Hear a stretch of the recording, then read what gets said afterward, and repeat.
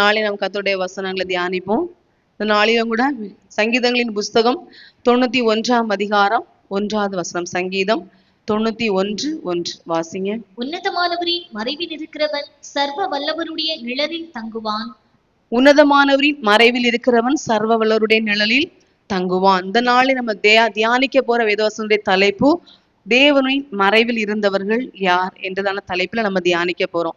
அவங்களுடைய வாழ்க்கையில் நடந்ததான காரியங்கள் என்ன அப்படின்னு சொல்லி நம்ம என்ன செய்ய போறோம், தியானிக்க போறோம். தேவனின் மறைவில் இருந்தவர்கள் என்ற தலைப்புல தியானிக்க போறோம் தேவ பிள்ளைங்க. முதலாவது பாத்தீங்கன்னா, தேவனுடைய மறைவில் இருக்கிறவங்களை கர்த்தர் என்ன செய்யறாங்கன்னு சொல்லி பாத்தீங்கன்னா, அவங்கள சந்திக்கிறார். தேவனின் மறைவில் இருந்தவர்களை கர்த்தர் என்ன செய்யறாங்க, சந்திக்கிறாங்க தேவ பிள்ளைங்க. முதலாவது அதுக்கு ஆதாரம் பாத்தீங்கன்னா, லூக்கா சுவிசேஷம் 7ஆம் அதிகாரம் 11ல இருந்து வாசிக்கும் போது, லூக்கா 7, 11, 15 வாசிக்கும் போது, மறுநாளிலே அவர் நாயின் என்னும் ஊருக்கு போனார். அவருடைய சீஷர் அநேகரும் திரளான ஜனங்களும் அவருடனே கூட போனார்கள். மரித்தவன் எழுந்து உட்கார்ந்து பேசத் தொடங்கினான். அவனை அவன் தாயினிடத்தில் ஒப்புவித்தார். இங்க நம்ம வாசிக்கிறோம் தெய்வ பிள்ளைங்களே, ஏசப்பாவும் பாத்தீங்கன்னா நாயனூர் என்கிறதான ஊருக்கு என்ன செய்யறாங்க, போறாங்க தெய்வ பிள்ளைங்களே. ஏசப்பா அந்த ஊருக்கு போறாங்க. அந்த ஊர்ல இருந்து பாத்தீங்கன்னா திரளான ஜனங்கள் என்ன செய்யறாங்க, அங்க இருந்து வாராங்க. இந்த ஊரின் வாசலுக்கு கிட்ட போகிற சமயத்துல பாத்தீங்கன்னா, மரித்து போன ஒருவனை அடக்கம் பண்ணும்படியா என்ன செய்யறாங்களாம், கொண்டு வராங்க. ஏசப்பா அங்க இருந்து போறாங்க. அந்த ஊருக்குள்ள இருந்து என்ன செய்யறாங்க, மரித்து போன ஒருத்தனை அடக்கம் பண்ணும்படியாக பாடியும் கொண்டு வராங்க. ஆட்கள் என்ன செய்யுங்க, ஊர்ல உள்ள வெகு திரளான ஜனங்கள் என்ன செய்யறாங்களா, வாராங்களா தெய்வ பிள்ளைங்களே. அப்படிதான் வந்துட்டு இருக்காங்க. ஒரு ஏசப்பா அங்க இருந்து போறாங்க. அங்க இருந்து ஒரு கூட்ட ஜனங்களும் மரித்து போனவனே கொண்டு வந்துட்டு இருக்கிறாங்க. என்ன சம்பவம் அப்படின்னு சொல்லி பாத்தீங்கன்னா, நாயனூர் விதவை. அந்த விதவைக்கு கணவன் இல்லை. விதவனாலே கணவன் இல்லாதவங்க தான். பாத்தீங்கன்னா ஒரே பையன். அந்த பையனும் இறந்து போயிட்டு. அந்த பிள்ளைங்களை பாருங்க, எவ்வளவு ஒரு வேதனை இருக்கும்.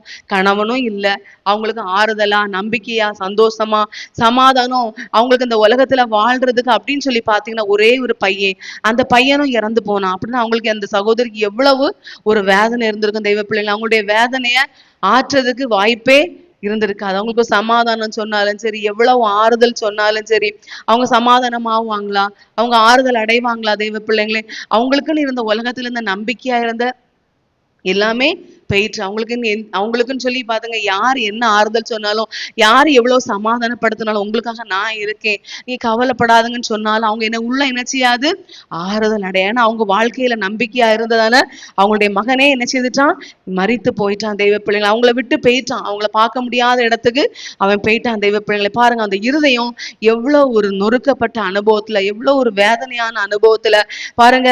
அவங்க ஒரு அப்படிப்பட்டதான், அவங்க விவரிக்க முடியாத, சொல்ல முடியாத துயரத்தோடு, வேதனையோடு தான் என்ன செய்யறாங்க, அந்த சகோதரி வாராங்க தெய்வ பிள்ளைங்களை. பாருங்க, ஏசப்பாவுக்கு அந்த சகோதரிக்கு ஏசப்பாவை தெரியுமான்னு தெரியாது தெய்வ பிள்ளைங்களா. ஆனா ஏசப்பாவுக்கு பாருங்க, அந்த சகோதரியை பார்க்காங்க. பார்த்த உடனே கர்த்தருக்கு என்ன செய்யுது, அந்த சகோதரியை பத்தி தெரியுது. ஏன்னா தேவன் என்ன செய்ய, மனுஷனும் வெளியே என்ன பாக்குறாங்க, கர்த்தர் எங்க பார்க்க, ஒரு மனுஷனுடைய இருதயத்தை பார்க்கிறாரு தெய்வ பிள்ளைங்களை. பாருங்க, சகோதரியுடைய இருதயத்தை கர்த்தர் பார்க்கிறாங்க, இருதயத்துடைய வேதனையை பார்க்கிறாங்க.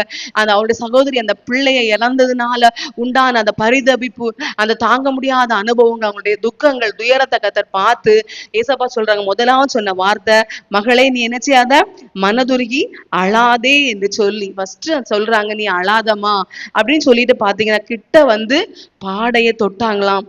பாத்தீங்கன்னா அதுக்கப்புறம் பாத்தீங்கன்னா, வாலிபனே எழுந்திரு என்று நான் உனக்கு சொல்றேன்னு சொல்றாங்க. மரித்தவன் உட்கார்ந்து பேச தொடங்கினான். உட்கார்ந்து இருந்தான், எழும்புனான்னு சொல்லப்படல.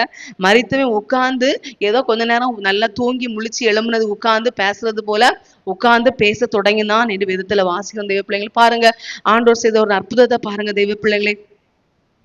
பாருங்க, அந்த சகோதரிக்கு, அப்போ அந்த சகோதரியை பாத்தீங்கன்னா தேவனுடைய மறைவுல இருந்திருக்கிறாங்க தெய்வ பிள்ளைகள். கர்த்தருடைய மறைவுல அந்த சகோதரி இருந்திருக்காங்க. அது அந்த சகோதரிக்கு தெரியுமா என்பது தெரியாது.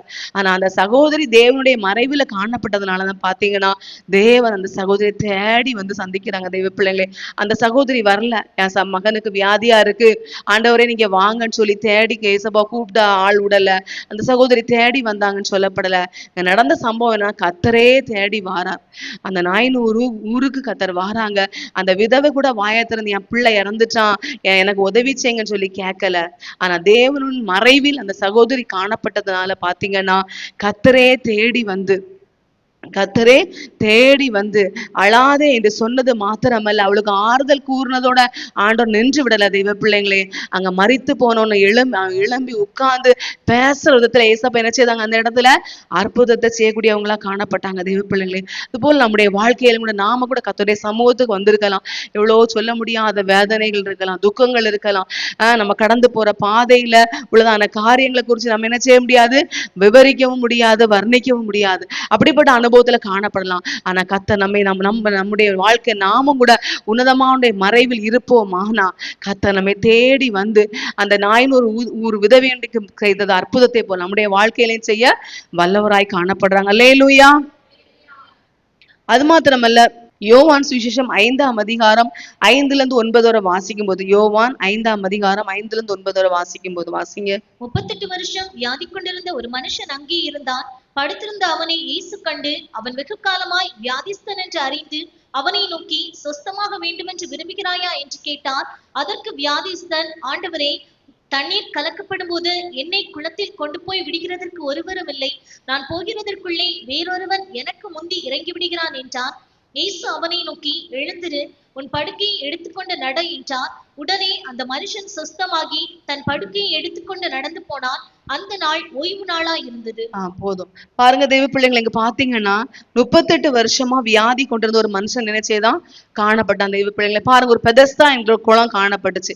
அந்த பெதஸ்தா என்ற குளம் என்ன, அந்த குளத்தினுடைய விசேஷம் என்னன்னு சொல்லி பாத்தீங்கன்னா, அந்த குளத்துல வந்து வியாதியஸ்தர்கள் எப்படிப்பட்ட என்ன வியாதி ஆனாலும் சரி, வருஷக்கணக்கான வியாதியோ என்ன வியாதி, சப்பானி, குருடர்கள் என்ன செய்வாங்க, எப்படிப்பட்ட வியாதியஸ்தரும் அந்த குளத்துக்கிட்ட என்ன செய்வாங்களா வந்து இருப்பாங்க. ஏன்னு சொல்லி பாத்தீங்கன்னா, திடீர்னு எப்போன்னு தெரியாத ஒரு தூதன் இறங்கி வருவான். அந்த தூதன் இறங்கி வரும்போது பாத்தீங்கன்னா, அந்த குளத்தை தூதன் இறங்கும் போது அந்த குளத்துல யார் முந்தி இறங்குறாங்களோ, சப்பானியோ குருடர்களோ எந்த வியாதியஸ்தனோ குஷ்டரோகியோ இறங்குறாங்களோ, அவங்களுக்கு என்னது உண்டு, சுகம் உண்டு. தெய்வ பிள்ளைங்க, அப்போ அந்த குளத்தை நம்பி அநேகர் இருந்திருக்கிறாங்க, அநேகர் சுகத்தை பெற்றிருக்கிறாங்க. தெய்வ பிள்ளை, அப்படிப்பட்ட காலத்துலதான் பாத்தீங்கன்னா இந்த வியாதியஸ்தன் 38 வருஷமா அந்த குளத்தையே நம்பி காணப்பட்ட ஒரு வியாதியஸ்தன் என்ன செய்யறான், காணப்படும். தெய்வ பிள்ளைங்களை பாருங்க, அவனுக்கு நிலவரத்தை பாத்தீங்கன்னா, அவனுக்கு உதவி செய்யறதுக்கு யாரும் இல்லை. அவனுக்கு தாய் தகப்பன் இருந்தாங்களா தெரியாது, உற்றார் உறவினர் இருந்தாங்களா தெரியாது, அக்கா தம்பி தங்கச்சி இருந்தாங்களான்னு சொல்லி பார்த்தா இல்ல. அவனுக்குன்னு உதவி செய்ய ஒரு மனுஷீகமா ஒருத்தருமே இல்லை. ஒரு ஆணும் இல்லை, பெண்ணும் இல்லை, ஒருத்தருமே இல்லாத நிலவரம். ஏன்னா இது ஒரு இது மாதிரி, ஒரு போட்டி மாதிரி. ஒரு தூதன் வருவான், வந்த உடனே யார் இறங்காங்களோ அவங்களுக்கு தான் சுகம். அப்ப என்ன செய்வாங்க, எல்லாரும் அவங்கவுங்க முந்திக்கிடணும், அவங்கவுங்க என்ன செய்ய முந்திக்கிடணும்னு நினைச்சு என்ன செய்வாங்க, ஒருத்தருக்கு ஒருத்தர் ட்ரை பண்ணி என்ன செய்வாங்க, சுகத்தை பெற்றுருவாங்க. ஆனா இவனுக்கு உதவி செய்யறதுக்கு யாராவது ஒருத்தங்க இருந்தாதான் இவனை தூக்கி கொண்டு என்ன செய்யும், டக்குன்னு என்ன செய்ய முடியும், உள்ள விட முடியும், இவனு சுகத்தை பெறும். ஆனா இவனுக்கு உதவி செய்ய யாருமே இல்லை. நாட்களும் காலங்களும் மாதங்களும் வருஷங்களும் தான் ஆச்சு, இவனுக்கு யாருமே இல்லாததுனால இவனை என்ன செய்யல, யாருமே பெருசா நினைக்கல. ஆனா இவனை பாத்தீங்கன்னா, அவன் வியாதிஸ்தனா காணப்பட்ட போதிலும் அந்த குளத்தையே தான் நம்பி இருந்தான். தெய்வ பிள்ளைங்களே, வேற எதையுமே அவன் வாழ்க்கையில் நம்பிக்கையா கொண்டிருக்கல.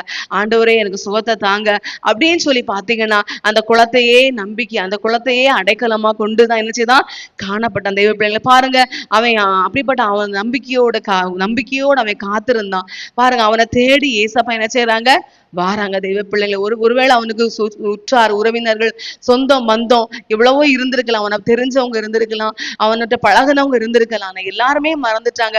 எல்லாருமே கைவிட்டப்பட்ட அனுபவத்திலையும் பாத்தீங்கன்னா, தேவன் அவனை தேடி வந்தாங்க. தெய்வ பிள்ளைங்களே, உன்னதமானுடைய மறைவில அவன் காணப்பட்டதுனால பாத்தீங்கன்னா, கர்த்தர் அவனை தேடி வந்து பாத்தீங்கன்னா, அவனுடைய வாழ்க்கையில பாத்தீங்கன்னா கேக்குறாங்க, நீ என்னை சொஸ்தமாக வேண்டும் என்று விரும்புகிறாயா என்று கேட்கிறாங்க. தெய்வ பிள்ளைங்களே, அவன் சொஸ்தமாகணும்னா அந்த குளத்தையிலே காணப்படுறான். தெய்வ பிள்ளைங்களே, அப்படிப்பட்ட அனுபவத்துல இருக்கும்போதுதான் பாத்தீங்க, அவனை அறிந்து அவனை புரிந்து தேவன் சொல்றாங்க, நீ சொஸ்தமாக வேண்டும் என்று விரும்புகிறான். உடனே சொல்றான், ஆண்டவரே, குளம் கலக்கப்படும் போது என்னை கொண்டு போய் விடுறதுக்கு யாருமே இல்லை, நான் இறங்குறதுக்குள்ள வேற ஒருத்தர் என்ன செய்யறான், முந்தி இறங்குறான்னு சொல்லி அவன் சொல்றான். அவனுக்கு நிலவரத்தை எடுத்து சொல்றான்.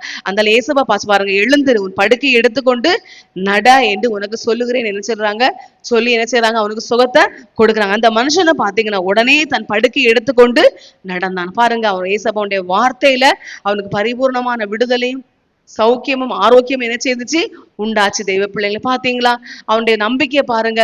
அந்த குளத்தையே நம்பி இருந்தான். எத்தனை வருஷம் வியாதிஸ்தன் பாருங்க, அவனை விசாரிக்கிறதுக்கு யாருமே இல்லை.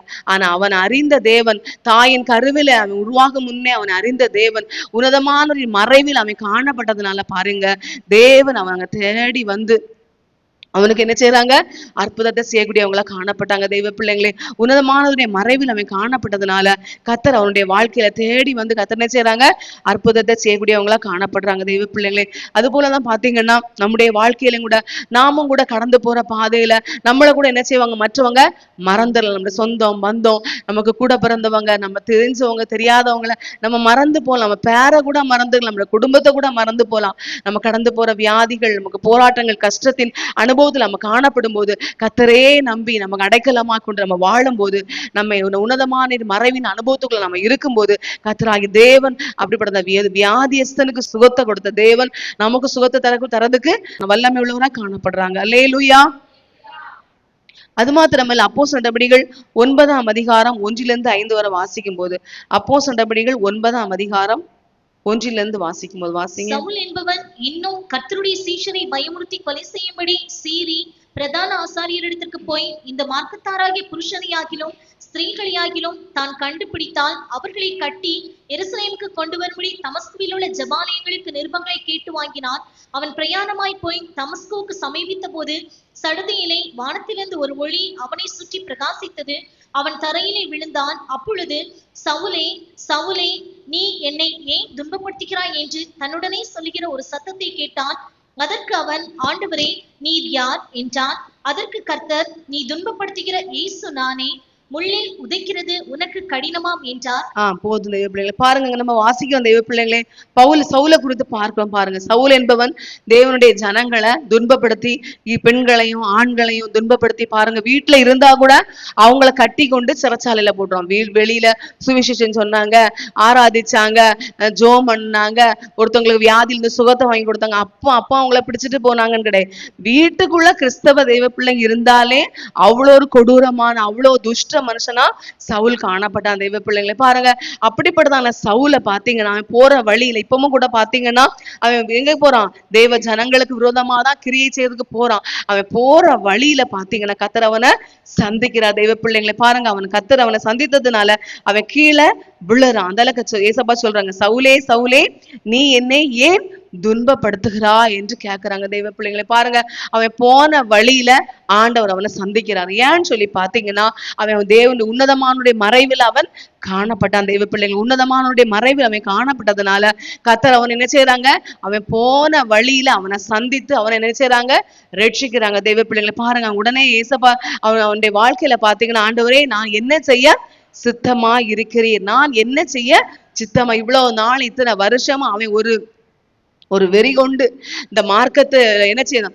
அழிச்சிடணும், கிறிஸ்தவ தெய்வ ஜனங்கள் இருக்கக்கூடாது, ஊழியக்காரங்க இருக்கக்கூடாது, தெய்வ ஜனங்கள் இருக்கக்கூடாதுன்னு சொல்லி ஆலயங்களுக்கு விரோதமா, தெய்வ பிள்ளைகளுக்கு விரோதமா எப்படியெல்லாம் கிரியை செய்ய முடியுமோ, எப்படியெல்லாம் அவங்களை அழிக்கணுமோ, எப்படியெல்லாம் துன்பப்படுத்தணுமோ, எப்படியெல்லாம் சபையை பாழாக்கணுமோ, அப்படியெல்லாம் என்ன செய்தான், கிரியை செஞ்சுட்டு கொண்டு காணப்பட்ட தெய்வ பிள்ளை பாருங்க. இப்போ பாத்தீங்கன்னா, நான் ஆண்டவரே, நான் என்ன செய்ய சித்தமா இருக்கிறீர் என்று கேட்கிறது அவனுடைய ஜீவி என்ன செய்துச்சு, மாற்றப்பட்ட தெய்வ பிள்ளைகளை பாருங்க. பரிபூர்ணம் அப்படியே அவனுடைய லைஃப் ஜீவியம் முற்றிலுமாய் மாற்றப்படுகிற விதத்துல அவன் சவுலுடைய வாழ்க்கை என்ன செய்துச்சு, மாற்றப்பட்ட தெய்வ பிள்ளைகளை பாருங்க. அவனுடைய ஜீவியத்துல பாத்தீங்கன்னா தேவன் என்ன செய்யறாங்க, அவனுடைய அளவில்லாத அன்புனால, அவருடைய அளவில்லாத கிருபையினால, அளவில்லாத அபிஷேகத்தினால பாத்தீங்கன்னா அவனை நிரப்புனதுனால பாருங்க, அவனும் அப்போஸ்தலன் சவுல் என்பவன் பவுலா மாற்றப்படுறாரு. பாருங்க, தெய்வீகமான என்னது எல்லா ஆண்டுடைய ஆசீர்வாதத்தை பெற்றுக்கொண்ட அனுபவத்துல பாருங்க, அப்போஸ்தலனுடைய நிருபங்கள், அவருடைய காரியங்களை நீங்க வாசித்து பாத்தீங்கன்னா சொல்றாரு, தேவனுடைய அன்பு என்ன நெருக்கி ஏவுகிறது அப்படின்னு சொல்றாரு. தெய்வ பிள்ளைகளே, எவ்வளவோ பாடு, மற்ற அப்போஸ்தலரோட இவருன்னு நிறைய பாத்தீங்கன்னா நல்லா பாடுபட்டிருக்கிறார். அந்த அதிகாரத்தை வாசித்து பாத்தீங்கன்னா ஆண்டவர் சொல்ற அனனியாட்ட, அவன் என்னுடைய நாமத்தின் நிமித்தம் எவ்வளவாய் பாடுபட வேண்டும் என்று நான் அவனுக்கு காண்பிப்பேன். அவன் புறஜாதிகளுக்கும் ராஜாக்களுக்கும் இஸ்ரவேல் புத்திரருக்கும் என்னுடைய நாமத்தை அறிவிக்கிறதற்காக நான் தெரிந்து கொண்ட பாத்திரமா இருக்கிறான். ஏன்னா அவன் உன்னதமானுடைய மறைவில் இருக்கக்கூடியவனா காணப்படுறான். அதனால நான் அவனை தெரிந்து கொண்ட பாத்திரம். அவன் ராஜாக்களுக்கு, இஸ்ரவேல் புத்திரருக்கு, ராஜாக்களுக்கு, புற ஜாதிகளுக்கு அவன் என்ன செய்யணும்? சுவிசேஷம் சொல்லணும். அதுக்கு நான் தெரிந்து கொண்ட பாத்திரம், இவன் உன்னதமானுடைய மறைவில் காணப்பட்டான் அப்படின்னு சொல்லி என்ன செய்றாங்க? கர்த்தர் சொல்றாங்க தெய்வ பிள்ளைங்களே. அதற்கு அடையாளமா பாத்தீங்கன்னா பவுலுடைய வாழ்க்கையில பாத்தீங்கன்னா பல பாடுகள், எவ்வளவோ பாடுகள். அந்த ஒன்று கொரிந்தியர் புஸ்தகத்துல வாசித்து பாத்தீங்கன்னா பல பாடுகள், பல பிரயாசங்கள், பல மரண அடிகள், மரண வேதனைகள், எவ்வளவோ துக்கங்கள், எவ்வளவோ கஷ்டங்களை தேவனுக்காக சகிக்கிறார். ஏன்னு சொல்லி பாத்தீங்கன்னா தேவனுடைய அன்பு. தெய்வ பிள்ளைகள் ரோமர்ல வாசிக்கும் போது உபத்திரவமோ, வியாகுலமோ, துன்பமோ, பசியோ, நிர்வாணமோ, நாச மோசமோ, பட்டயமோ, மரணமோ எது வந்தாலும் என்னையும் தேவனுடைய அன்பை விட்டு என்ன செய்ய முடியாது? பிரிக்கவே முடியாது. பாருங்க, ஒரு காலத்துல எப்படியெல்லாம் மோசமானவனை, எப்படியெல்லாம் கிறிஸ்தவங்களை அழிக்கலாம், டைம் டேபிள் போட்டு இவங்களை அப்படி, இவங்களை ஸ்கெட்ச் போட்டு இவங்களை எப்படி தூக்கலாம், எப்படி அழிக்கலாம் அப்படின்னு சொல்லி பார்த்து பார்த்து கிறிஸ்தவங்களுக்கு விரோதமா செயல்பட்ட ஒரு மனுஷன் இன்னைக்கு சொல்றாரு, அரைக்கூவல் விடுறாரு. உபத்திரவமோ, வியாகுலமோ, உயர்வோ, தாழ்வோ, மரணமோ, நிர்வாணமோ, நாச மோசமோ எது வந்தாலும் பிரச்சனை கிடையாது, எது வந்தாலும் பிரச்சனை கிடையாது. அவர் சொல்றாரு பாத்தீங்கன்னா, என்ன வந்தாலும் பிரச்சனை கிடையாது. தேவனுடைய அன்பை விட்டு என்ன எதுவுமே, தேவனுடைய அன்பை விட்டு எதுவுமே என்ன செய்ய முடியாது? பிரிக்க முடியாது அப்படின்னு சொல்லி பாத்தீங்கன்னா ஆணித்தரமா சொல்றார் தெய்வ பிள்ளைங்களே. பாருங்க, எவ்வளவு கஷ்டப்பட்டார், எவ்வளவு பசி, தாகம், நிர்வாணம், எப்படிப்பட்ட அனுபவத்துல எல்லாம் பாத்தீங்கன்னா அவர் என்ன செய்யல? கர்த்தருடைய அன்பை விட்டு விலகாத அனுபவத்துல, தேவனுக்காக நான் வாழுவேன், தேவனுக்காக நான் சாகவும் நான் ரெடி அப்படிங்கிற அனுபவத்துல காணப்பட்டார் தெய்வ பிள்ளைங்க. ஒரு முறை கூட பாத்தீங்கன்னா ஒரு பிரயாணத்துல போறாங்க, 14 நாள், ஒரு நாள் 2 நாள் அல்ல தெய்வ பிள்ளைங்களே, 14 நாள் சூரியனையே பார்க்கல. அப்படிப்பட்ட அனுபவத்துல கூட பாத்தீங்கன்னா ஆட்கொண்டவரும் சேவிக்கிறவருமான தேவன் என்ற அனுபவத்துல கர்த்தர் என்ன செய்யறார்? அவரோட இடைப்படுறார், கர்த்தர் பேசுறாரு. பாருங்க தெய்வ பிள்ளைங்களே, அந்த இடத்துல ஏசப்பா என்ன செய்றாங்க?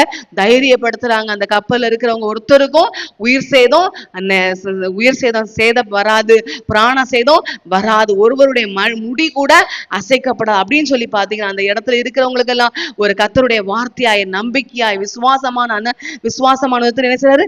அறிக்கையை சொல்ற விதத்துல பாத்தீங்கன்னா பவுலோ அப்போஸ்தலனுடைய வாழ்க்கை காணப்படும் தெய்வ பிள்ளைங்களே. அது மாத்திரம் இல்ல, பாத்தீங்கன்னா அவருடைய ஜீவிதத்தில் சொல்றாரு, கொரிந்தியர்ல எல்லாம் பாத்தீங்கன்னா நான் எப்பக்கமும் நெருக்கப்பட்டாலும் ஒடுங்கி போகிறது இல்ல.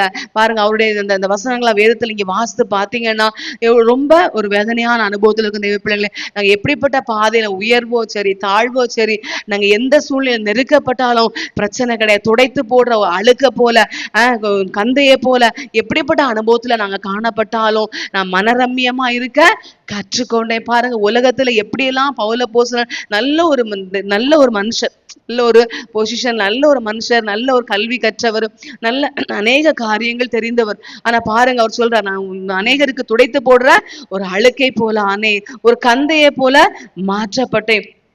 பாருங்க, இதெல்லாம் எப்படி சொல்லி பாத்தீங்கன்னா தேவனுக்காக, தேவ நாமத்துக்காக அவங்க பாடுபட்டாங்க தெய்வ பிள்ளைங்களே. மற்ற கிறிஸ்துவின் நிமித்தம் வந்ததான உபத்திரவங்கள், பாடுகள், நிந்தைகள், அவமானங்கள், கஷ்டங்கள் எல்லாம் என்ன செய்தாங்க?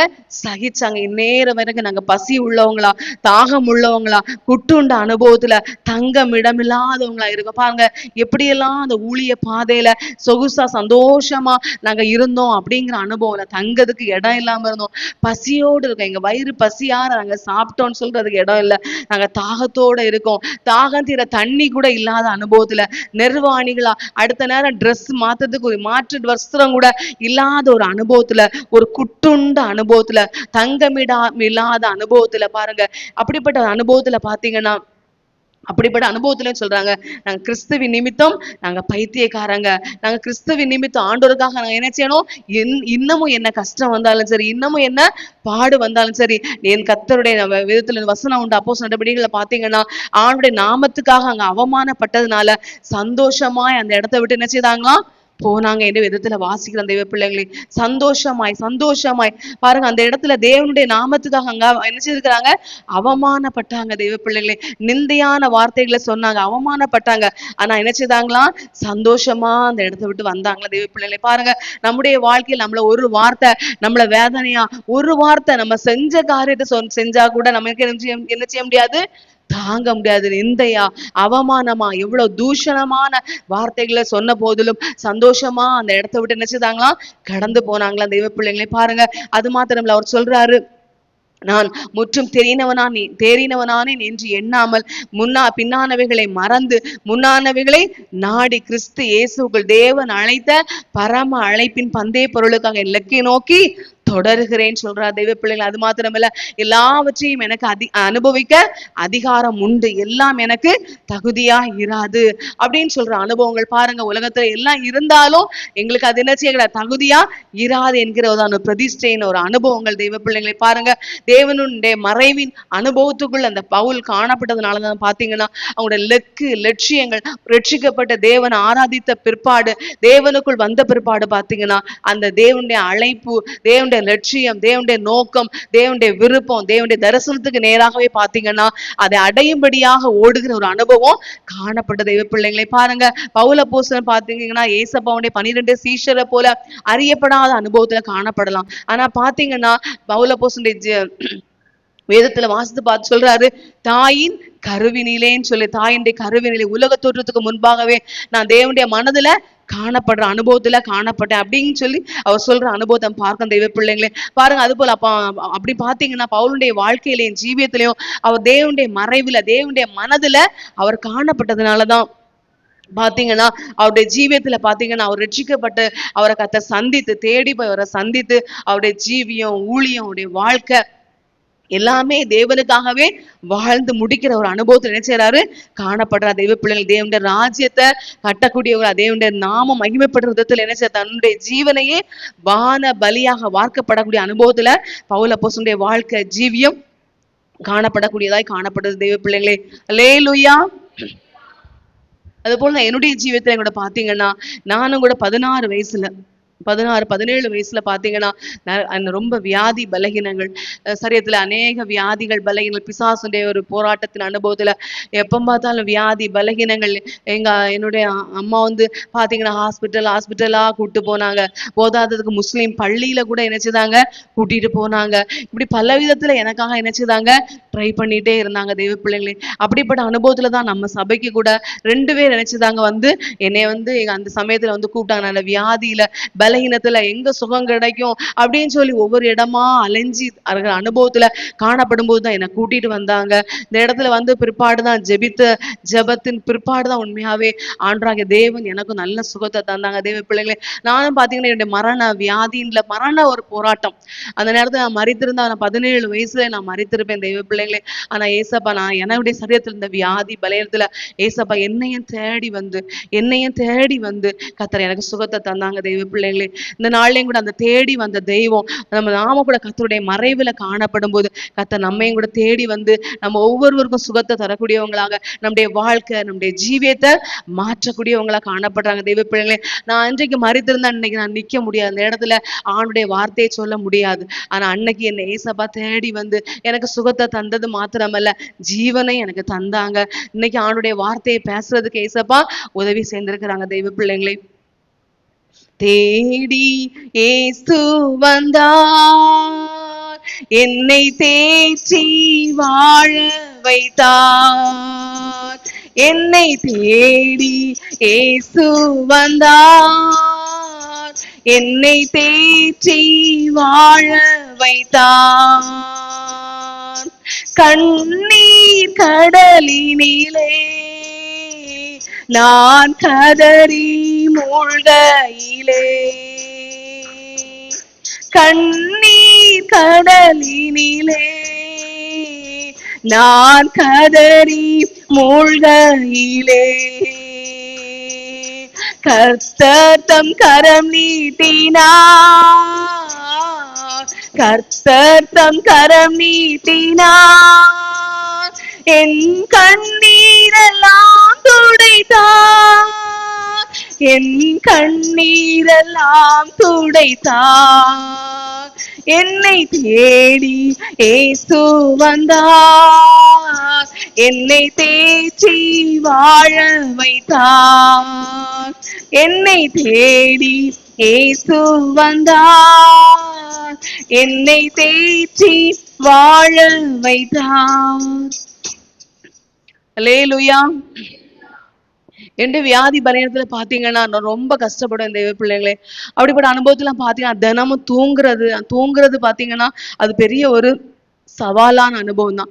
எங்க அம்மா பாத்தீங்கன்னா சின்ன குழந்தைகளை தாலாட்டு பாடி தூங்க வச்சது மாதிரி பாத்தீங்கன்னா எனக்கு பக்கத்துல உட்காந்து பாட்டு பாடி அழுது ஜோம் பண்ணுவாங்க. அவங்க அழுது அழுது முழங்கால நின்னு ஜோம் பண்ணுவாங்க. நான் தூங்குவேன் தேவ பிள்ளைகளே.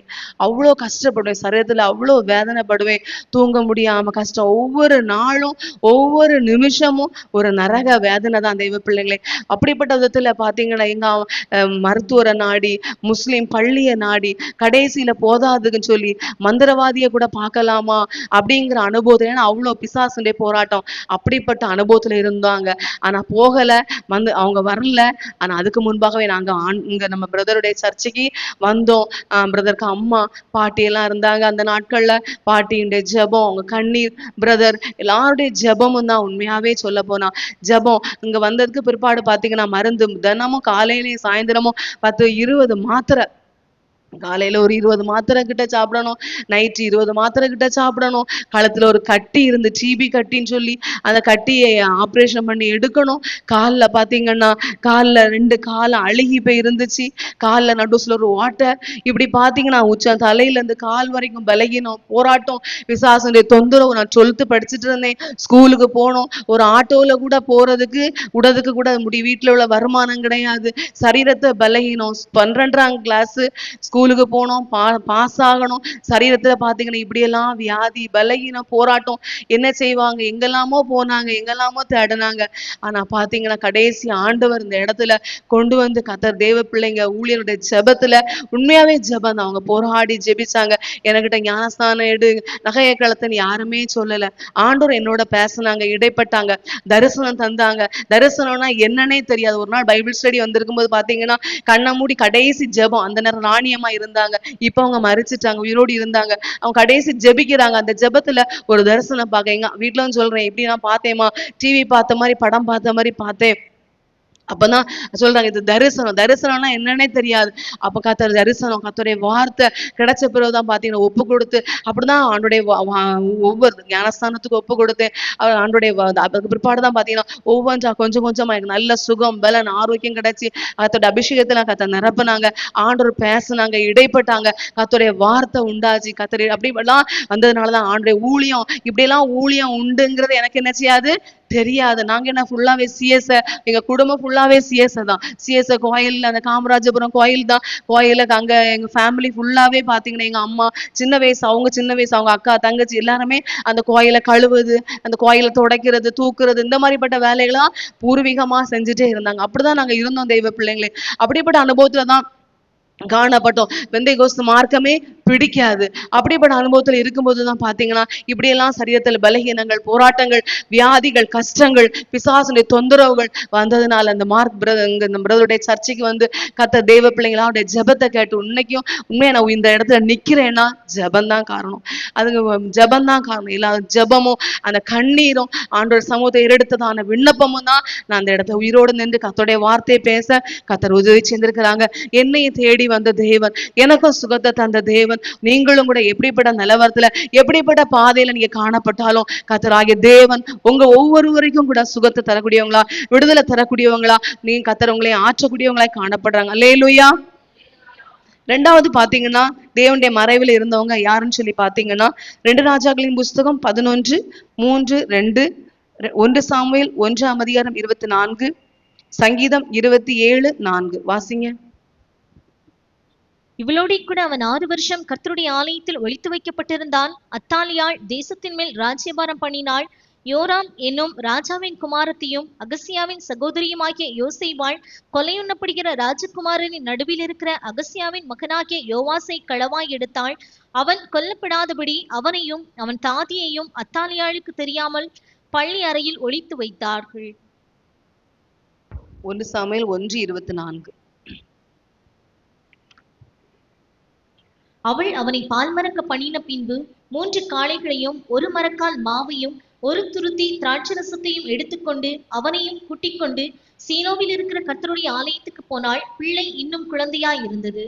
பாருங்க தெய்வ பிள்ளைங்களை, 2 பேரை குறிச்சு நம்ம பார்ப்போம். யோவாச குறிச்சு நம்ம பார்த்தோம். பாத்தீங்கன்னா அவன் சிறு பிராயத்திலே பாத்தீங்கன்னா அவன் கர்த்தருடைய ஆலயத்துல வைத்து வளர்க்கப்படுறான். தெய்வ பிள்ளைங்களை பாருங்க. ஏன்னு சொல்லி பாத்தீங்கன்னா அந்த அத்தாலியாள் பாத்தீங்கன்னா ராஜ வம்சத்தார் யாவரை என்ன செய்தாளாவா, எழும்பி சங்காரம் பண்ற அனுபவத்துல காணப்பட்டதுனால பாத்தீங்கன்னா அந்த யோவாசி அவருடைய தாதியை என்ன செய்யறாங்க, களவா இழுத்து அத்தாலியாளுக்கு தெரியாம பள்ளி அறையில ஒளித்து வைத்து பாதுகாக்கப்படுறாங்க தெய்வ பிள்ளைங்களே. இவன் வந்து 7 வயதுலதான் ராஜாவா மாற்றப்படுறான். 6 வருஷம் இந்த ராஜாவுக்கு முன்னாடி கூட அந்த நிமிஷம் வரைக்கும் ஒளிச்சு வச்சு பாதுகாக்கப்பட்டு வளர்க்கப்படுறான் தெய்வ பிள்ளைங்களை. பாருங்க, அந்த யோவாஸ் சின்ன பிராயம் முதற்கொண்டு ராஜாவானது வரைக்கும் ஆலயத்துல ஒளித்து வைத்து வளர்க்கப்படுறான். அதே போலதான் நம்ம வாசம் 1 சாமுவேலும் பாத்தீங்கன்னா அவங்க தாயார் குழந்தை இல்லை அப்படின்னு சொல்லி கர்த்தருடைய சமூகத்துல அழுது விண்ணப்பம் பண்ணனால கர்த்தர் ஒரு குழந்தையை கொடுக்குறாங்க. அந்த குழந்தையும் கூட பாத்தீங்கன்னா அவங்க தாயார் குழந்தைக்கு பால் மறந்த உடனே என்ன செய்யறாங்க, ஆணுடைய ஆலயத்துல கொண்டு வந்து விட்டுட்டாங்க.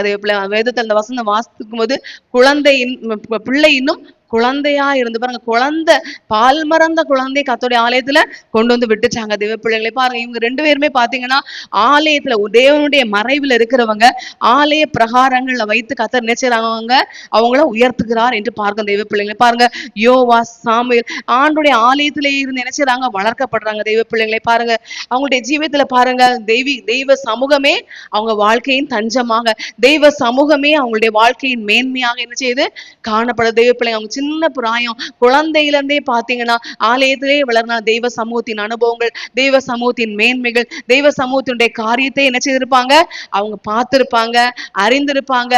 அதுலயே என்ன செய்தாங்க, அவங்கள ஆசாரியர்கள் வளர்த்தாங்க தெய்வ பிள்ளைங்களை. பாருங்க, எவ்வளவு ஒரு விசேஷமான அனுபவத்துல காணப்பட்டாங்க தெய்வ பிள்ளைங்களே.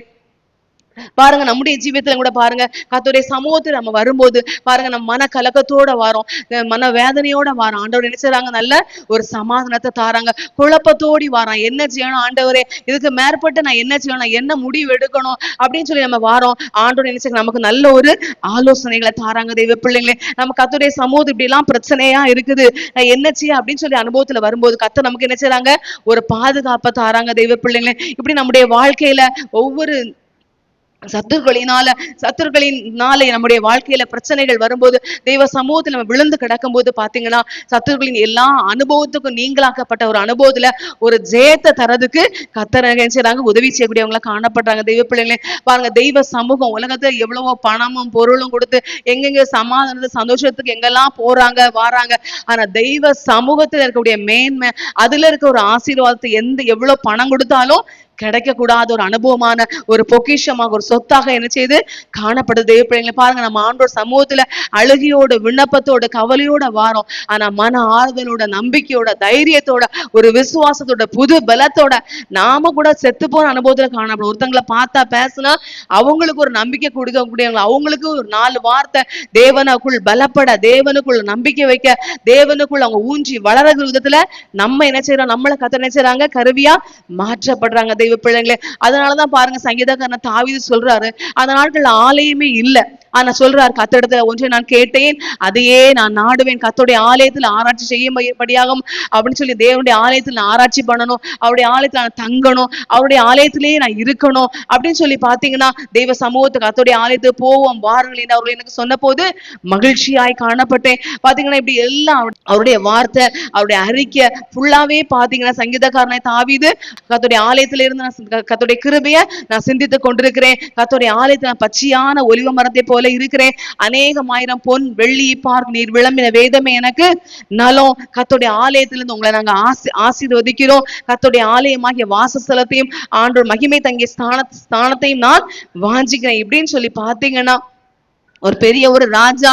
ஆனா அவருடைய வாழ்க்கையில பாத்தீங்கன்னா ராஜா அரண்மனை அப்படின்லாம் இல்ல, தெய்வ சமூகம் தேவனுடைய ஆலயம் இதுலதான் அவருக்கு வாஞ்சையும் விருப்பமும் ஒரு அவாவா அப்படிப்பட்ட ஒரு அனுபவத்தை நினைச்சதாரு காணப்பட்டார் தெய்வ பிள்ளைங்களே. அப்ப தெய்வ சமூகத்துல உன்னதமானுடைய மறைவுல இருக்கிறவங்களை அவருடைய ஆலயத்துல வைத்து ஆலய பிரகாரங்கள்ல வைத்து கர்த்தர் நினைச்சாங்க உயர்த்துகிறாங்க தெய்வ பிள்ளைங்களை. பாருங்க, இந்த யோவாஸ் என்றதான சிறு குமாரனாக கர்த்தருடைய ஆலயத்துல வளர்க்கப்பட்டாலும் ஒரு ராஜாவா என்ன செய்யறான், மாற்றப்படுறான் தெய்வ பிள்ளைங்களை. சாமுவேல் பாருங்க, ஒரு குழந்தை, ஒரு பால் மறந்த குழந்தையை கொண்டு ஆலயத்துல கொண்டு விட்டாங்க, ஆனா பாத்தீங்கன்னா நாளொரு மேனி பொழுதொரு வண்ணமாக வளர்ந்து பாத்தீங்கன்னா ஏலியுடைய குமாரர்களே பேலியாளின் பிள்ளைகளா காணப்பட்டாங்க. ஏலியுடைய பிள்ளைங்க பேலியா அதே ஆலயத்துல அதே இடத்துலதான் வளர்ந்தான் சாமுவேல். ஆனா பாத்தீங்கன்னா தீர்க்கதரிசியாக ஆசாரியராக என்ன செய்தாரு, காணப்பட்ட தெய்வ பிள்ளைகளே, சாமுவேலுடைய பெயர் புகழ் பெருகிற உயர்த்தப்படுற விதத்துல இஸ்ரவேல் ஜனங்கள் மாத்திரமல்ல தேவனுடைய நாம் மகிமைப்படுற விதத்துல என்ன செய்றாரு சாமுவேல் காணப்பட்ட தெய்வ பிள்ளைகளை பாருங்க. அந்த ஏலி தான் கைட் பண்ணி என்ன செய்றாரு சாமுவேல் நடத்தினார். ஆனா அந்த வேதத்துல வாசித்து பாத்தீங்கன்னா ஏலி தாம் பெத்த பிள்ளைகளை என்ன செய்யல, சரியா வளர்க்கல. அதனாலதான் பாத்தீங்கன்னா என்ன செய்றாரு, அவர் பெடரி முறிஞ்சி செத்து போனார். பெடரி முறிஞ்சது ஏன்னா தான் பெத்த பிள்ளைய ஒழுங்கா வளர்க்க தெய்வ பயம் இல்ல, தேவனுக்கு கீழ்ப்படியணுங்கிற அனுபவம் இல்ல, தேவனை மறந்து ஆலயத்துல வரக்கூடிய பெண்களோட தவறான பழக்கங்கள், தவறான காரியங்கள் செய்கிற அனுபவங்கள், அவங்க தவறான ரொம்ப துணிகரமா தேவ ஆலயம் அதெல்லாம் மறந்து செஞ்ச எல்லா காரியத்தினால என்ன செய்தாங்க, ஏலியுடைய பிள்ளைகளும் சரி ஏலி என்ன செய்தாங்க ஒரே நாள்ல மரித்து போனாங்க தெய்வ பிள்ளைகளே. ஆனா அதே ஆலயத்துலதான் பாத்தீங்கன்னா சாமுவேல் அவனுக்கு அம்மா கூட இருந்தாங்க, அப்பா கூட இருந்தாங்க, அவனுடைய அண்ணன் தம்பி கூட இருந்தாங்க, இவனை சரியா நடத்துனாங்க அப்படின்னு சொல்றதுக்கு யாருமே இல்லை. அவங்க அம்மா ஒரு வருஷத்துக்கு ஒரு தடவை ஒரு சட்டையை மட்டும் கொண்டு கொடுப்பாங்கன்னு விதத்துல வாசிக்கிறோம் தெய்வ பிள்ளைகளை. ஆனா பாத்தீங்கன்னா அதே ஏலி மூலம் தான் வளர்க்கப்பட்டான். தேவன் அவன் கூட இருந்தாங்க, தேவனும் அவனை வளர்க்கப்படுற அனுபவத்துல பாத்தீங்கன்னா ஏலியுடைய சாமுவேலுடைய ஜீவியம் பாத்தீங்கன்னா ஒரு உயர்த்தப்படுகிற ஒரு அனுபவத்துல, ஒரு மேன்மைக்குரிய ஒரு அனுபவத்துல காணப்பட அனுபவமாய் காணப்பட தெய்வ பிள்ளைகளே. இப்படியாக உன்னதமானுடைய மறைவில் இருக்கிறவங்க கர்த்தர் நினைச்சாங்க ஆலய பிரகாரங்களில வைத்து கர்த்தர் உயர்த்தக்கூடியவங்களா காணப்படுறாங்க. அல்லேலூயா. மூன்றாவதா நம்ம பார்க்கும்போது உன்னதமானுடைய மறைவில் இருக்கிறவங்கள மற்றவங்களுக்கு ஆசீர்வாதமான பாத்திரமா கர்த்தர் நினைச்சாங்க மாற்றி விடுவாங்க. தேவன் மறைவில் இருக்கிறவங்கள என்ன செய்ய மற்றவங்களுக்கு ஆசீர்வாதமா தேவன் மாற்றி விடுகிறார். இதற்கு ஆதாரமா வாசிக்கும் போது ஆதியாகமத்தின் புஸ்தகம் 41:56-57 வாசிக்கும் போது வாசிங்க. தேசமெங்கும் பஞ்சம் உண்டானபடியால் யோசேப்பு களஞ்சியங்களை எல்லாம் திறந்து எகிப்தியருக்கு விற்றான். பஞ்சம் எகிப்து தேசத்தில் வர கொடிதாயிற்று.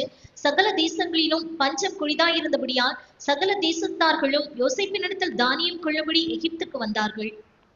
பாருங்க தெய்வ பிள்ளைங்களை, யோசேப்பு குறிச்சு நம்ம பார்க்கிறோம். பாருங்க யோசேப்புடைய சரித்திரம் நமக்கு தெரியும் தான். பாருங்க யோசேப்பு பாருங்க சிறு பிராயத்திலே தன்னுடைய தகப்பனால மிகவும் அன்பு கூறக்கூடிய ஒரு பையனா காணப்பட்டாரு. அதனால பாத்தீங்கன்னா அன்பு கூடுதல் ஆயிற்று அப்படின்னு சொல்லி பாத்தீங்கன்னா என்ன செய்வாங்க, தாய் தகப்பனும் ஃப்ரெண்ட்ஸும் என்ன செய்வாங்க, ஏதாவது வாங்கி கொடுப்பாங்க நம்ம தனக்கு அன்பை வெளிப்படுத்துறதுக்கு என்ன செய்வாங்க வாங்கி. அதே போல அவங்க அப்பா பாத்தீங்கன்னா பலவரணும் ஒரு அங்கிய ட்ரெஸ் என்ன செய்தாங்க வாங்கி கொடுத்தாங்க.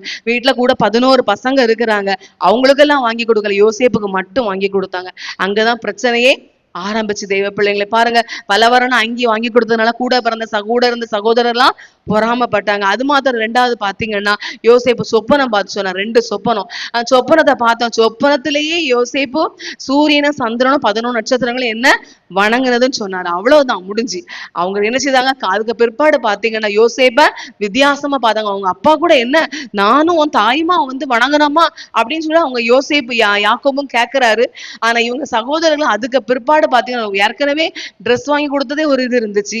சொப்பனத்தை பார்த்தோன்னா கூடவே என்ன செய்துட்டாங்க, யோசேப்புக்கு விரோதமா எழும்பணும், இவனை ஏதாவது பண்ணணும், சதி யோசனை பண்ணி இவனுக்கு ஏதாவது பண்ணணும் அப்படிங்கறத என்ன செய்தாங்க, அவங்க ட்ரை பண்ணிட்டே இருந்தாங்க. அதுக்கு ஒரு நல்ல ஒரு வாய்ப்பு, நல்ல ஒரு நேரமும் வந்துச்சு. ஒரு நாள் அவங்க என்ன செய்தாங்க, ஆடு மேய்க்க போயிட்டாங்க. அவங்க அப்பா என்ன செய்யறாங்க, விசாரிக்கும்படிய சாப்பாடு பொருட்கள் எல்லாம் கொடுத்து யோசேப்பு அனுப்பி விடுறாங்க. இவங்க பாத்தீங்கன்னா யோசேப்பு ஒத்தைக்கு வாரான் பாருங்க. அவங்க என்ன செய்றாங்க, சகோதரமாரலாம் நான் வாரான், சொப்பனக்காரன் வாரான்னு சொல்லி என்ன செய்தாங்க, சதி யோசனை பண்ணி பாத்தீங்கன்னா ஒரு குழியில தூக்கி போட்டாங்க. குழியில தூக்கி போட்டது மாத்திரமா குழியில இருந்து எடுத்தவனை அடிமையா நினைச்சுதாங்க வித்தாங்க. தெய்வ பிள்ளைங்களை பாருங்க, அவன் அடிமையா வந்தது மாத்திரமல்ல, யோசேப்பு பிற்பாடு பாத்தீங்கன்னா போத்திபாருடைய வீட்டுக்கு வரக்கூடியவனா காணப்பட்டான். பாருங்க யோசேப்புடைய சகோதரர் இவன் வீட்டுல இருக்கக்கூடாது, இவனை கண்ணுல காணப்படாது, இவனுக்கு பேர வீட்டுல என்ன செய்யறோம் சொல்லக்கூடாது, நம்ம கண்ணு முன்னாடி இவன் இருக்கக்கூடாது, நடமாடவே கூடாது, உயிரோடு இருக்கவே கூடாது. இவன் நமக்கு 11வது வீட்டுல பிறந்த 11வது பையன் இவன், நம்ம எல்லாரோட பெரிய ஆளு அப்படிங்கிற நினைப்பு அப்படிங்கிற விதத்துல அவங்க என்ன செய்தாங்க, ட்ரை பண்ணாங்க, செயல்பட்டாங்க. பாத்தீங்கன்னா என்ன நடந்துச்சு அப்படின்னு சொல்லி பாத்தீங்கன்னா ரெண்டாவது போத்திபார் வீட்டுக்கு அவன் வாரான். போத்திபார் வீட்லயும் பாத்தீங்கன்னா அங்க அவன் வந்து இவன் நிமித்தம் அந்த வீட்டை ஏசப்ப என்ன செய்றாங்க, ஆசீர்வதிக்க. போத்திபார் அதெல்லாம் பார்த்துட்டு எல்லா பொறுப்பையும் இவனுகிட்ட விட்டுட்டு அவரு போத்திபார் ரொம்ப ஃப்ரீயா போயிட்டார். தெய்வ பிள்ளைங்களை பாருங்க, அந்த இடத்துல தவறே செய்யல. அந்த போத்திபாருடைய மனைவி நிமித்தம் பாருங்க யோசேப்பு அந்த வீட்டை விட்டு வெளியே வரக்கூடிய ஒரு அனுபவத்துல போத்திபாருடைய மனைவி தான் ரெண்டாவது ஒரு காரணம். யோசேப்பை குற்றவாளியா மாற்றுறதுக்கு போத்திபாருடைய மனைவி காரணமா காணப்பட்டாங்க. கடைசி பாருங்க, செய்யாத தவறுக்கு இப்ப சிறைச்சாலையில யோசேப்பு காணப்படுறாரு. சிறைச்சாலையில கூட காணப்படுறாரு. அப்படி அந்த சிறைச்சாலையில இருக்கும்போது கூட பாத்தீங்கன்னா யோசேப்புக்கு பாருங்க, அங்க கூட பாத்தீங்கன்னா யோசேப்பு மற்றவங்களுக்கு நன்மை தான் செய்யறான். தெய்வ பிள்ளைங்களை பாருங்க, அந்த இடத்துல இருக்கும்போது ரெண்டு பேரும் ரொம்ப துக்கமா இருக்காங்க. நீங்க ஏன் ரொம்ப துக்கமா இருக்கீங்க அப்படின்னு சொல்லி கேட்கும்போது அவங்க சொல்லுங்க, நாங்க சொப்பனம் பார்த்தோம், அதை பார்த்துதான் துக்கமா இருக்கும். அப்ப நீங்க சொல்லுங்க அந்த சொப்பனத்தை அப்படின்னு சொல்லி சொப்பனத்தை சொல்றாங்க. சொப்பனத்தை சொன்னோன்னே அந்த அர்த்தத்தையும் யோசேப்பு சொல்றான். என்ன அர்த்தம் சொன்னாலும் அதே போலவே அவங்களுக்கு பான பாத்திரக்காரனுக்கும் சுயம்பாய்க்கு என்ன செய்துச்சு, 3 நாளையில நடந்துச்சு. ஒருத்தனை தூக்கில் இட்டாங்க. ஒருத்தன் என்ன செய்தான், அவன் மறுபடியும் உயர்த்தப்பட்டு ராஜாவுக்கு மறுபடியும் பானம் கொடுக்கறது என்ன செய்தான், மாற்றப்பட்டான். அப்போ கூட பாத்தீங்கன்னா யோசேப்பு யாருக்கிட்டையுமே கெஞ்சல, யாருக்கிட்டையுமே ப்ளீஸ் பண்ணி எனக்கு ஹெல்ப் பண்ணுங்கன்னு கேட்கல. அந்த பானை பாத்திரக்காரன சொல்றான், நீ என்னை மறந்துடாம என்ன செய்யுது, என்ன இந்த இடத்துல இருந்து வெளியே கொண்டு வரதுக்கு ஏதாவது பண்ணுப்பா, நான் அந்த இடத்துக்கு வர்றதுக்கு நான் எந்த தப்புமே பண்ணல, அப்படிப்பட்ட ஒரு குறைவும் என்கிட்ட கிடையவே செய்யாது, அந்த போத்திபார் மனைவிதான் காரணம் அப்படின்னு சொல்லி அவளை பிடிச்சு கூட கொடுக்கல. தெய்வ பிள்ளைங்களை, நான் அந்த இடத்துக்கு வர்றதுக்கு நான் எந்த தப்பும் பண்ணல, நீ எனக்கு உதவிச்சு எனக்கு ஹெல்ப் பண்ணுன்னு சொன்னான். ஆனா பாத்தீங்கன்னா அந்த பானை பாத்திரக்காரன் என்ன செய்துட்டான், மறந்தே போயிட்டான். தெய்வ பிள்ளைங்களை, இப்படிப்பட்ட அனுபவத்துல காணப்படும் போதுதான் பாருங்க தேவனாய கர்த்தர் என்ன செய்றாங்க, அவனை உயர்த்துறாங்க. தெய்வ பிள்ளைங்களை பாருங்க, யோசேப்புடைய வருவில் நினைச்சிருக்கலாம், யோசேப்பு யான் சொப்பனமே நிறைவேறல, யான் தரிசனமே நிறைவேறல, இவனுக்கு சொப்பனத்துக்கு நான் எதுக்கு அர்த்தம் சொல்லணும் அப்படின்னு சொல்லிட்டு யோசேப்பு என்ன செய்யல, அந்த இடத்துல முடங்கி இருக்கல, சோர்ந்து இருக்கல, அதைரியப்பட்டு இருக்கல. அந்த இடத்துல கர்த்தருடைய நாமத் மகிமைக்கென்று கர்த்தருடைய வார்த்தைகளை என்ன செய்தாரு, சொல்லக்கூடிய அனுபவத்துல காணப்பட. பாருங்க, நம்ம வாழ்க்கையில சில நேரம் கஷ்டங்கள் சோர்வுகள் நம்ம கடந்து போற பாதையில வரும்போது நம்ம என்ன செய்றோம், நானே இப்படி இருக்கேன், நான் எதுக்கு அவங்களுக்காக ஜெபிக்கணும், நான் எப்படி அதுக்கு அவங்களுக்காக ஆண்டுடைய வார்த்தையை சொல்லணும், நான் எதுக்கு சுவிசேஷம் சொல்லணும், நான் எதுக்கு ஊழியம் செய்ய, நானே இப்படி இருக்கேன், நான் எப்படி அப்படிங்கிற ஒரு அனுபவத்துல அவ நினைக்கல. தெய்வத்துல அப்படி நினைச்சிருந்தா அன்னைக்கு அந்த யோசேப்பு கூட உயர்த்தப்படுறது ஒரு முட்டுக்கட்டையா மாறி இருக்கும். தெய்வ பிள்ளைங்களே பாருங்க, யோசேப்பு என்ன செய்தாரு, அந்த நேரத்துல அப்படிப்பட்ட சிறைச்சாலையில இருந்த போதிலும் சந்தோஷமாக அந்த இடத்துல தேவனுடைய நாம் மகிமைப்படுற ஒரு பாத்திரமா தான் காணப்படுற. தெய்வ பிள்ளைங்களே பாருங்க, கடைசியாக பாருங்க யோசேப்புக்காக பாருங்க அந்த தேசத்துல 7 வருஷம் செழிப்பு, 7 வருஷம் பஞ்சம் வருது. தெய்வ பிள்ளைங்களை அப்படிப்பட்ட அனுபவத்தை தான் யோசேப்பை என்ன செய்றாங்க, பார்வோனுக்கு சிறைச்சாலையில இருந்து கூப்பிட்டு வந்து பாருங்க உயர்த்தப்படுற ஒரு அனுபவத்துல பார்வோனுக்கு அடுத்ததாக அந்த தேசத்துக்கே அதிபதியாக என்ன செய்யறாரு, மாற்றப்படுற அனுபவத்துல காணப்படுறாரு. பாருங்க, சாமுவேல் உயர்த்தப்படக்கூடாது, அவன் மேன்மைப்படக்கூடாது அப்படின்னு சொல்லி பாத்தீங்கன்னா முதல்ல கிரியை செஞ்சது யாருன்னு சொல்லி பாத்தீங்கன்னா அவங்க சகோதரர் கூட பிறந்தவங்க தான் அவனுக்கு விரோதமா செயல்பட்டாங்க. ரெண்டாவது போத்திபாருடைய மனைவி செயல்பட்டாங்க. மூணாவது பாத்தீங்கன்னா பான பாத்திரக்காரன் கூட ஹெல்ப் பண்ணாம மறந்து போனான். ஆனா ஆண்டவர் அவன் நினைச்சதாரு உயர்த்தக்கூடிய ஒரு அனுபவத்துல பாத்தீங்கன்னா கர்த்தர் யோசேப்பு நினைச்சதாங்க உயர்த்தக்கூடிய அனுபவத்துல காணப்படாத பாருங்க. யோசேப்புடைய வாழ்க்கையில யோசேப்பு அழிக்கணும், அவன் யோசேப்ப அழிக்கணும், இவங்க என்ன அப்படின்னு சொல்லி இவன் செத்து போனோம் அப்படிங்கிற விதத்துல என்ன செஞ்சாங்க, மற்றவங்க ரொம்ப ட்ரை பண்ணாங்க, என்னெல்லாமோ செஞ்சாங்க. ஆனா என்ன பண்ணினாலும் அவங்க போய் செஞ்ச தீமை கத்த நன்மையா மாற்றினாங்க. தீமைய கத்த நன்மையா மாறின. ஒரு விஷத்தை கொடுத்திருந்தா கூட அந்த விஷம் கூட அமிர்தமா என்ன செய்திருக்கும், மாற்றப்படுற. யோசேப்பு சாகணும்னு சொல்லி கூட என்னெல்லாம் பண்ணியிருந்தாலும் எல்லாமே நன்மையாக தான் தேவன் என்ன செய்வாங்க, மாற்றிருப்பாங்க. தெய்வ பிள்ளைகளை பாருங்க, போத்திபாருடைய மனைவி தவறே இல்லாம குற்றமே இல்லாம குற்றவாளியா சொல்லி அவனை போத்திபார் பிடிச்சு ஜெயில போட்டாங்க, அது கூட நன்மையாக தான் மாற்றப்படும். உன்னதமானுடைய மறைவில ஒரு தெய்வ பிள்ளை காணப்படுவாங்கன்னா அவங்க வாழ்க்கையில என்ன வந்தாலும் அதை நன்மையா மாற்ற கத்தர் உண்டு. தெய்வ பிள்ளைகளே, அந்த யோசேப்போட கத்தர் காணப்பட்டாரு, யோசேப்பும் தேவனோடு காணப்பட்டான். தெய்வ பிள்ளைகளே பாருங்க, அவனுடைய வாழ்க்கையில வந்த தீமைகள் கஷ்டங்கள் எல்லாமே நன்மையா மாறிடுச்சு, எல்லாமே நன்மையா மாறிட்டு. யோசேப்புக்கு விரோதமா என்னெல்லாம் சொல்லி சதி யோசனை பண்ணி இருந்து பிளான் பண்ணி பண்ணினாங்க, யோசித்து பண்ணாங்க, இவன் எப்படி எல்லாம் அழிக்கலாம், இவன் பேர் இருக்கக்கூடாது, இவன் வீட்டுல இருக்கக்கூடாது, நம்ம ஊர்ல இருக்கக்கூடாது, கண்ணுல பார்க்க கூடாது, இவன் அழிஞ்சு போனோம் அப்படின்னு சொல்லி எல்லாம் ட்ரை பண்ணாங்க, செயல்பட்டாங்க, செஞ்சாங்க. ஆனா எல்லாமே எல்லாவற்றையும் நன்மையாக ஏசப்பா மாற்றினாங்க. தெய்வ பிள்ளை, ஒரு தேவனுடைய பிள்ளை உன்னதமானுடைய மறைவில ஒருத்தங்க காணப்படுவாங்களா, ஆனா அவங்களுக்கு விரோதமா யாரு என்ன செஞ்சாலும் என்ன செஞ்சாலும் எந்த மனுஷ சக்தியோ இந்த பிசாசுடைய சக்தியோ எது செயல்பட்டாலும் அவங்கள அழிக்கவே முடியாது. தேவ பிள்ளைகளோட கொஞ்சம் கஷ்டப்பட்டது போல இருக்கும், கொஞ்ச நாள் வியாதியின் பாதை, கொஞ்ச நாள் கஷ்டப்பட சிறசாலின் அனுபவம் போல காணப்படும். ஆனா முடிவுல பாத்தீங்கன்னா அவங்க மகிமையா உயர்த்தப்படுவாங்க. தெய்வ பிள்ளைகளே, யார் யார் அவங்களுக்கு ஒரு யோசேப்புக்கு விரோதமா எழும்புனாங்களோ, யார் யாரெல்லாம் கிரியை செஞ்சாங்களோ, அவங்க அவ்வளோ வேறும் யோசேப்புக்கு முன்பா கை கட்டி நிக்கிற விதத்துல கர்த்தர் யோசேப்பு உயர்த்தினாங்க. அல்லேலூயா. என்னெல்லாம் தீமை செஞ்சாங்களோ, என்னெல்லாம் பண்ணுனாங்களோ பாருங்க, எல்லாவற்றையும் தேவனாய் கர்த்தர் நினைச்சதாங்க நன்மையாக மாற்றுறாங்க. தேவ பிள்ளை, உன்னதமாவுடைய மறைவுல இருக்கிற தேவ ஜனங்கள் யாருமே ஒருத்தர் எப்படிப்பட்ட விதத்துல மனுஷ சக்தியினால பிசாசுடைய சக்தியினால எப்படியெல்லாம் அழிக்கலாம், எப்படியெல்லாம் கொல்லலாம், அழிக்கலாம், உங்க பேர் இருக்கக்கூடாது, எங்க குடும்பம் இருக்கக்கூடாது அப்படின்னு சொல்லி ட்ரை பண்ணாலும் செயல்பட்டாலும் அவங்களால ஒண்ணுமே செய்யவே முடியாது. ஏன்னு சொல்லி பாத்தீங்கன்னா அவங்க உன்னதமானுடைய மறைவில் இருந்ததுனால கர்த்தர் தீமையை நன்மையாய் மாற்றக்கூடிய தேவன். பாத்தீங்கன்னா இப்படிப்பட்ட யோசேப்ப மற்றவங்களுக்கு நன்மை செய்கிற விதத்துல, மற்றவங்களை போஷிக்கக்கூடிய விதத்துல, மற்றவங்களை ஆதரிக்கக்கூடிய விதத்துல, மற்றவங்களுக்கு அரவணைக்கக்கூடிய விதத்துல, மற்றவங்களை அடைக்கலமா, மற்றவங்களை மனப்பூர்வமா மன்னிக்கக்கூடியவங்களா, மற்றவங்களை செய்த தவற மனப்பூர்வமா மறக்கக்கூடியவனா, அவங்களை அன்பு செலுத்தக்கூடியவரா யோசேப்பை ஏசப்பா நினைச்சதாங்க மாற்றினாங்க. தேவ பிள்ளைங்க, அல்லேலூயா, அல்லேலூயா. நான்காவதாக பார்க்கும்போது பாத்தீங்கன்னா லூக்கா சுவிசேஷம் 1:28 வாசிங்க. லூக்கா 1:28 வாசிங்க. அவள் இருந்த வீட்டில் தேவதூதன் பிரவேசித்து, கிருபை பெற்றவளை வாழ்க, கர்த்தர் உன்னுடனே இருக்கிறார், ஸ்திரீகளுக்குள்ளே நீ ஆசீர்வதிக்கப்பட்டவள் என்றான். இங்க பார்க்கும் தெய்வ பிள்ளைகளை, மரியாளை குறிச்சு பார்க்கும். தேவனுடைய மறைவில் இருக்கிறவங்க மரியாளை போல ஏசப்பாவை பிறப்பிக்கக்கூடியவங்களா கர்த்தர் மாற்றி விடுறாங்க. தெய்வ பிள்ளைகள், நான்காவது பாருங்க மரியாளை குறிச்சு பாருங்க. மரியாள் பாத்தீங்கன்னா அவ யோசேப்புக்கு ஒரு நியமிக்கப்பட்ட பெண். யோசேப்பு கல்யாணத்துக்காக என்கேஜ்மெண்ட் போட்டிருக்கிறது மாதிரி நியமிக்கப்பட்ட ஒரு பெண்ணா காணப்படுறாங்க. தேவ பிள்ளைங்களே, அப்படிப்பட்ட அனுபவத்துல காணப்படும் போதுதான் பாத்தீங்கன்னா தேவன் என்ன செய்யறாங்க, மரியா தூதன் அவ இருந்த வீட்டுக்குள்ள பிரவேசித்து அவளுக்கு தரிசனம் ஆகுறாங்க. மரியா தரிசனமாக சொல்றாங்க. கிருபை அந்த வசந்த வாசிங்க பாப்போம். அவள் இருந்த வீட்டில் தேவதூதன் பிரவேசித்து, கிருபை பெற்றவளே வாழ்க, கர்த்தர் உன்னுடனே இருக்கிறார், ஸ்திரீகளுக்குள்ளே நீ ஆசீர்வதிக்கப்பட்டவள் என்றான்.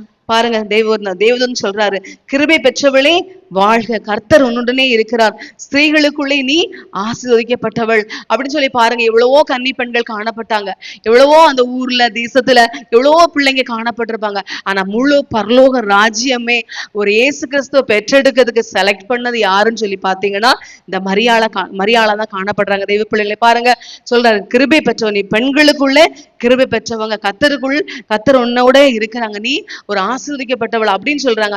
அவக்கு நடுங்கி திகைக்கிற இந்த வாழ்த்துதல் எப்படிப்பட்டதோ அப்படின்னு சொல்லி நடுங்கி திகைக்கும் சொல்றாரு, நீ என்ன செய்றா, பயப்படாத, நீ கர்ப்பவதியாகி ஒரு குமாரனை பெறுவா, அவருக்கு இயேசு என்று பெயரிடுவார், அவர் பெரியவராய் இருப்பார், உன்னதமானுடைய குமாரன் என்னப்படுவார், தாவீதின் சிங்காசனத்தை அவருக்கு கொடுப்பார் அப்படின்னா சொல்லிட்டு அவ மரியாள் கேட்கிறா, இது எப்படி ஆகும், புருஷனை நான் அறியேனே. அதுக்கு தேவதூதன் பிரதியுத்தரமாக, பரிசுத்த ஆவி உன்மேல் வரும், உன்னதமானுடைய பலம் உன்மேல் நிழலிடும், ஆதலால் உன்னிடத்தில் பிறக்கும் பரிசுத்தம் உள்ளது தேவனுடைய குமாரன் எனப்படும் என்று சொல்ற. பாருங்க, பரிசுத்த ஆவியா உன் மேல வருவாரு, உன்னதமானுடைய பலன் உண்மையில் நிழலிடும், அதனால உன்னிடத்துல பிறக்கிற குழந்தை பரிசுத்தம் உள்ளது அப்படின்னு சொல்லி பாருங்க. பரிசுத்த ஆவியானவர் மூலமாக உன்னை என்ன செய்வா, கர்ப்பவதியாகி ஒரு குமாரனை பெற்றெடுப்பா அப்படின்னு சொல்லி தேவதூதன் என்ன சொல்றா. தெய்வ பிள்ளைங்களை, இப்படிப்பட்ட அனுபவத்துல காணப்படும் போது பாருங்க, அந்த மரியாளும் பாத்தீங்கன்னா நியமிக்கப்பட்ட பெண். ஆனா பாருங்க, அவ சொல்றா, இதோ நான் ஆண்டவருக்கு அடிமை, உம்முடைய வார்த்தையின்படியே ஆக கடவுது. பாருங்க, அவ புறக்கணிக்கல, அவன் என்ன செய்யல, புறக்கணிக்க இந்த வாழ்த்துதல் இப்படிலாம் வாழ்த்து சொல்றாங்க. இப்படிலாம் நீ ஒரு கர்ப்பவதியாய் ஒரு குமாரனை பெறணும், அவர் உன்னதமானுடைய, அவர் பெரியவராய் இருப்பாரு, அப்படிலாம் உன்னதமானவருடைய குமாரன் எனப்படுவாரு அப்படின்னு சொல்றான், மேன்மையா சொல்றாங்க. இப்படிலாம் சொல்றாங்க அப்படின்னு சொல்லி என்ன செய்யலாவா, கலங்கி திகைச்சு நடுங்கி பயப்பட்டு வேண்டாம் அப்படிலாம் ஓடி போடல, பயந்து திகைக்கல. அவ என்ன செய்யறா, கடைசி பாத்தீங்கன்னா கர்த்தருடைய வார்த்தைக்கு நான் ஆண்டவருக்கு நான் அடிமை என்று மனப்பூர்வமாக சந்தோஷமாக ஒப்பு கொடுக்கிற ஒரு அனுபவத்தை நம்ம பார்க்க பிள்ளைங்களே. மரியாளுக்குள்ள ஒரு காணப்பட்ட ஒரு கீழ்ப்படிதல், ஒரு ஒப்பு கொடுக்கிற ஒரு அனுபவம், தேவனுடைய வார்த்தையின் மேல ஒரு நம்பிக்கையின் அனுபவங்கள் ஒரு விசேஷமான அனுபவமா தான் காணப்படுது. தேவ பிள்ளைங்களை பாருங்க, இப்படிப்பட்ட அனுபவத்துல காணப்படும் போது பாத்தீங்கன்னா யோசேப்பு கூட என்ன செய்யறாரு, யோசிக்கிறாரு. யோசேப்புக்கு தகவல் பெய்யாச்சு. நிச்சயம் போட்ட பெண்ணு இப்ப என்ன செய்யறா? கர்ப்பவதியா இருக்கிறா. மத்தேயு சுவிசேஷம் 1ஆம் அதிகாரத்துல வாசித்து பாத்தீங்கன்னா யோசேப்பு கூட நினைக்கிறார், இந்த பெண்ணை நம்ம என்ன செய்யறோம், அவமானப்படுத்தாம ரகசியமா அவளை வந்து என்ன செய்யணும், அவளை தள்ளி விடணும் அப்படின்னு சொல்லி யோசித்துட்டே காணப்படுறாரு இருக்கிறார் தெய்வ பிள்ளைங்களே. பாருங்க, வேதத்துல வாசித்து பாத்தீங்கன்னா பழைய ஏற்பாட்டு காலத்துல உபாகமம் 22, 23, 24 வாசிக்கும் போது, கன்னிகையான ஒரு பெண் ஒருவனுக்கு நியமிக்கப்பட்டிருக்கையில் மற்றொருவன் அவளை ஊருக்குள்ளே கண்டு அவளோட சயனித்தால், அப்பொழுது அந்த பெண் ஊருக்குள்ளிருந்தும் கூக்குரல் இடாததினாலும் அந்த மனுஷன் பிறனுடைய மனைவியை கற்பழித்தபடியினாலும் இருவரையும் அந்த பட்டணத்து வாசலுக்கு முன் கொண்டு போய் அவர்கள் மேல் கல்லறிந்து கொல்ல கடவீர்கள். இப்படியே தீமையை உன் நடுவிலிருந்து விலக்க கடுவாய். பொதுவா பாத்தீங்கன்னா பழைய ஏற்பாட்டு காலத்துல ஒரு நிச்சயிக்கப்பட்ட பெண் இன்னொரு ஆள் மூலம் கர்ப்பவதியா மாற்றப்பட்டாங்க, என்ன செய்வாங்க, கல்லறிந்து கொல்லணும். இதுதான் பழைய ஏற்பாட்டுல ஆண்டவர் கொடுத்த பிரமாணம் தெய்வ பிள்ளைங்களே. ஆனா பாருங்க, நிச்சயிக்கப்பட்ட பெண், ஆனா இவ வந்து என்ன செய்துட்டா, கர்ப்பவதியா மாற்றப்பட. அதனாலதான் யோசேப்பு பாத்தீங்கன்னா ரகசியமா, அவன் நீதிமானா இருக்கிறதுனால ரகசியமா அவனை தள்ளி விடணும் அப்படின்னு சொல்லி யோசிச்சுட்டு இருக்கிற நேரத்துலதான் பாத்தீங்கன்னா தேவன் பரிசுத்த ஆவியான் தூதன் என்ன செய்றாரு, அவனுக்கு தோன்றி மரியாளுக்கு சொன்ன அதே தூதன் சொல்ற, நீ மரியாளை சேர்த்துக்கொள்ள ஐயப்படாதே, அவளிடத்தில் உற்பத்தி ஆயிருக்கிறது பரிசுத்த ஆவியினால உண்டானது. இது வந்து எழுத்தின் பிரகாரமானது கிடையாது, பரிசுத்த ஆவியால் உண்டானது.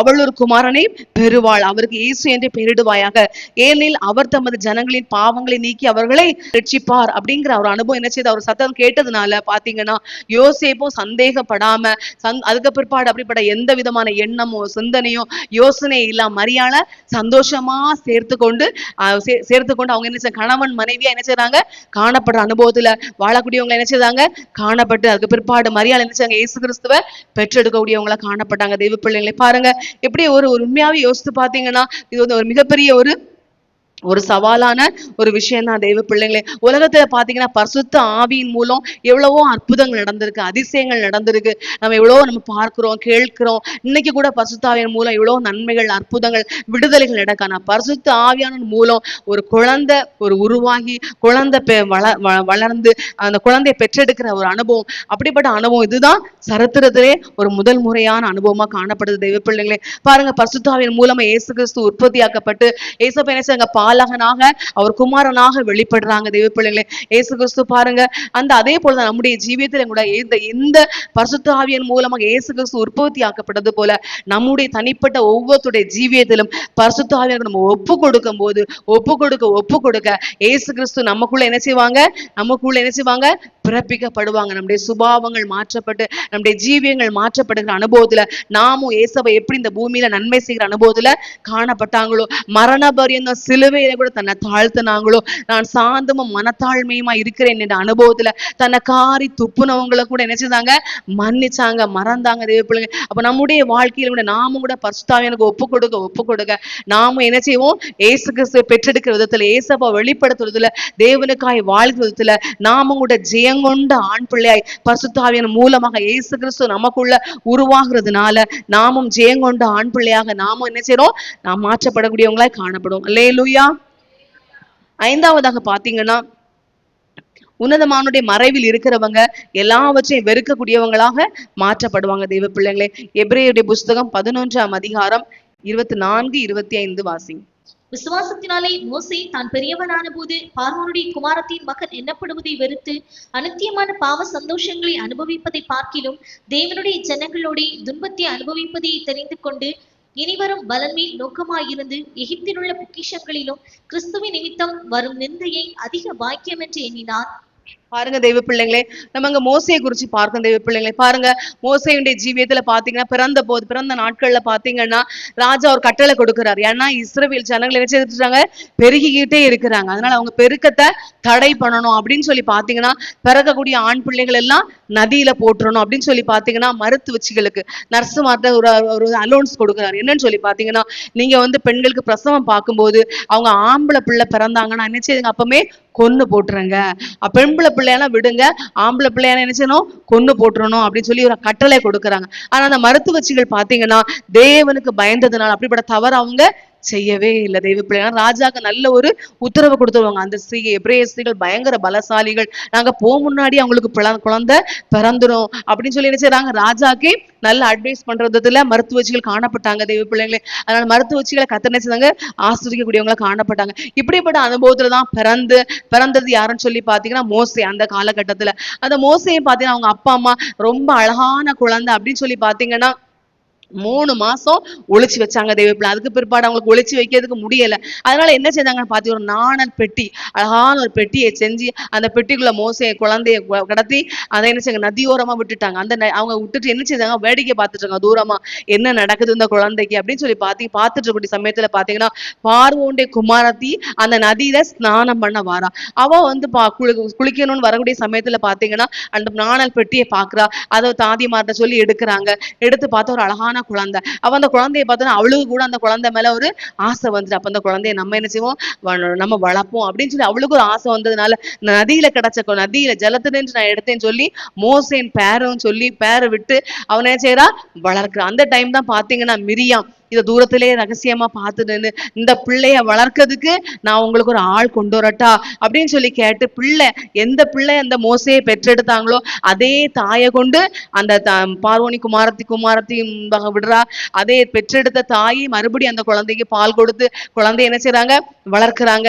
இப்படி குழந்தைய ஆதரிக்கிறது மோசையுடைய தாய் தகப்பன்னா. ஆனா அவன் வந்து அப்பப்ப என்ன செய்திருவான், அரண்மனைக்கு வந்துருவான். அதுக்கு பிற்பாடு பாத்தீங்கன்னா முற்றிலுமா வளர்க்கப்பட்டது எங்கன்னு சொல்லி பாத்தீங்கன்னா மோசே அரண்மனை தான் தெய்வ பிள்ளைங்களை. அப்போஸ்தலர் நடபடிகள் 7ஆம் அதிகாரம் 22, 23 வசனத்தை நீங்க வாசித்து பாத்தீங்கன்னா 40 வருஷம் மோசே அரண்மனையில தான் காணப்படுறான் தெய்வ பிள்ளைகளே. அதுக்கு பிற்பாடுதான் பாத்தீங்கன்னா வளர்ந்ததுக்கு பிற்பாடு அவனுக்கு என்ன செய்து, அவங்க தாய் தகப்பன் சிறு வயதிலே அவன் என்ன செய்திருப்பாங்க, சொல்லிதான் வளர்த்திருப்பாங்க. நீ வந்து அரண்மனைக்குரியவே கிடையாது, நீ அரண்மனையில சுகபோகமா வாழ்ந்து அப்படியே நீ உன் நாட்களை காலத்தை கழிச்சு நினைக்காத, நாம இப்படிப்பட்டவங்க, நம்ம ஜனம், நம்ம தேவ பிள்ளை, நம்ம கூட உள்ளவங்க கஷ்டப்படுறாங்க, அடிமையா இருக்கிறாங்க, இவங்க எல்லாம் வெளியே வரணும் அப்படின்னு சொல்லி அவனை வளர்த்திருப்பாங்க. அதனாலதான் பாத்தீங்கன்னா அதுவும் மாத்திரமே அவனுக்குள்ள தேவனாலே அவனுக்குள்ளே ஒரு மாற்றங்கள் உண்டு தேவை பிள்ளைங்களை. பாருங்க, அவன் என்ன செய்தான், ஒரு சிறிய ஒரு காரியம் அவன் செய்யறான், தன்னுடைய சகோதரன் அவன் எகிப்தியனை அடிக்கிறான். இதை பார்த்து அவனுக்கு பொறுக்கல. இவன் என்ன செய்துட்டான், அவனை அடிச்சு ஒரே அடி அவனை கொன்னு மணல பூத்தி வச்சுட்டான். மறுநாள் என்ன செய்ய போறான், அங்க 2 பேரும் சண்டை போடுறாங்க. ஒருத்தன் சொல்ற, நீ நேத்தைக்கு அவனை கொண்டு போட்டது போல இன்னைக்கு நீ எங்களை கொல்லதுக்கா நீ வாரா, எங்க மேல உன்னை தலைவனாவும் ரட்சகனாவும் யார் உன்னை வச்சாங்க அப்படின்னு சொல்லி கேட்ட கேள்விக்கு பயந்து என்ன செய்துட்டான், அந்த அரண்மனையை விட்டு ஒளிச்சு நம்ம செஞ்ச தப்பு வெளியே லீக் ஆயிட்டு ஓடிடும்னு சொல்லி உயிர் தப்ப ஓடி போன்றான் தெய்வ பிள்ளைங்களை. பாத்தீங்களா, அதுக்கு பிற்பாடு பாத்தீங்கன்னா நல்லா மோசேயுடைய ஜீவியத்துல பாத்தீங்கன்னா அரண்மனையிலே வளர்க்கப்பட்டதுனால எகிப்துடைய சகல சாஸ்திரங்களும் கற்று நல்லா படிச்ச ஒரு மோசையா காணப்பட்டார் தெய்வ பிள்ளைகள். எல்லாம் தெரியும், அரண்மனை வாழ்க்கை, படிப்பு, காரியம் எல்லாவற்றிலுமே பழக்கப்பட்டு வளர்க்கப்பட்டதான் தெய்வ பிள்ளை. அப்படிப்பட்ட அனுபவத்துல காணப்படும் போதுதான் மோசையுடைய ஜீவியத்துல பாத்தீங்கன்னா விசுவாசத்தினாலே மோசே தான் பெரியவன் ஆன போது பார்வோனுடைய குமாரத்தின் மகன் எனப்படுவதை வெறுத்து அநித்தியமான பாவ சந்தோஷங்களை அனுபவிப்பதை பார்க்கும் தேவ ஜனத்தோட துன்பத்தை அனுபவிப்பதை தெரிந்து கொண்டு பார்வோனுடைய அரண்மனையில வந்ததுக்கு பிற்பாடு பாத்தீங்க அவனுடைய ஜீவியம் காரியங்கள் மாற்றப்படுது தெய்வ பிள்ளைங்களே. அதுக்கு பிற்பாடுதான் பாத்தீங்க அவனுடைய வாழ்க்கையில ஜீவியத்துல பாத்தீங்கன்னா ஒரு மாற்றங்கள் வருது. அவனுடைய ஜீவியத்துல பார்வோனுடைய குமாரத்தின் மகன் என்கிற ஒரு அனுபவங்கள் அந்த பாருங்க, நான் வந்து இத்னாருடைய பார்வோனுடைய குமாரத்தி ஒரு இளவரசன், அப்படி இளவரசன் மோசே அப்படிங்கிற ஒரு பேரே எனக்கு வேண்டாம், அப்படிப்பட்ட அதிகாரமே எனக்கு வேண்டாம் அப்படிங்கிற ஒரு அனுபவத்துல பேரு புகழ் அந்த அரண்மனை வாழ்க்கை பாருங்க. யாராலும் ஒரு தப்பு செஞ்சுட்டான் சரி, மறுபடியும் அவன் வந்து போகிறது பெரிய ஒரு விஷயம் கிடையாது, பேருக்கெல்லாம் ஐக்கியப்பட்டிருக்கலாம். ஆனா பாருங்க மோசேயுடைய ஜீவியத்துல பாத்தீங்கன்னா என்ன செய்தாரு, அவருடைய ஜீவியத்துல பாத்தீங்கன்னா தெய்வ பிள்ளைங்களே பார்வோனுடைய குமாரத்தின் மகன் அப்படிப்பட்ட ஒரு பேருக்கு கீழே நான் வாழணும் இருக்கணும் அப்படிங்கறத அவரு விரும்பவே இல்லை தெய்வ பிள்ளைங்களே. எவ்வளவு சுகபோகமா சந்தோஷமா அங்க கல்லு சமக்காண்டா, மண்ணு சமக்காண்டா, பில்டிங் கட்டாண்டா, அதை செய்யாண்டா, இதை செய்யாண்டா, வெயில்ல வேலை செய்யாண்டா, அங்க போவாண்டா இங்க போவாண்டா, கஷ்டமே படாண்டா, மற்றவங்க சொல்றது வார்த்தை கேட்காண்டா. ஆனா பாத்தீங்கன்னா அதெல்லாம் அவன் என்ன செய்யல, பொருட்படுத்தல. தேவ ஜனத்தோட துன்பத்தை அனுபவிப்பதையே தெரிந்து கொண்டு, அது மாத்திரம் அந்த வசனத்தை இனிவரும் பலன் மேல் நோக்கமாயிருந்து, அந்த நாட்களை பாருங்க, அந்த குறுகிய இது இல்ல, இனிவரும் பலன் மேல் பரலோக ராஜ்யத்தின் மேல் நோக்கமாயிருந்து எகிப்தில் உள்ள பொக்கிஷங்களும் கிறிஸ்துவின் நிமித்தம் வரும் நிந்தையை, அதிக ஆண்டோருக்காக வரக்கூடிய நிந்த அவமானம் அவச்சொல்லு இது எனக்கு போதும், அதை பாக்கியம் என்று எண்ணினான் என்று வாசிக்கிறோம். தேவ பிள்ளைகள் பாருங்க, அரண்மனையில ஒரு புள்ள கஷ்டத்திலே வளர்ந்தா கஷ்டம் தெரியும்னு சொல்லுவாங்க.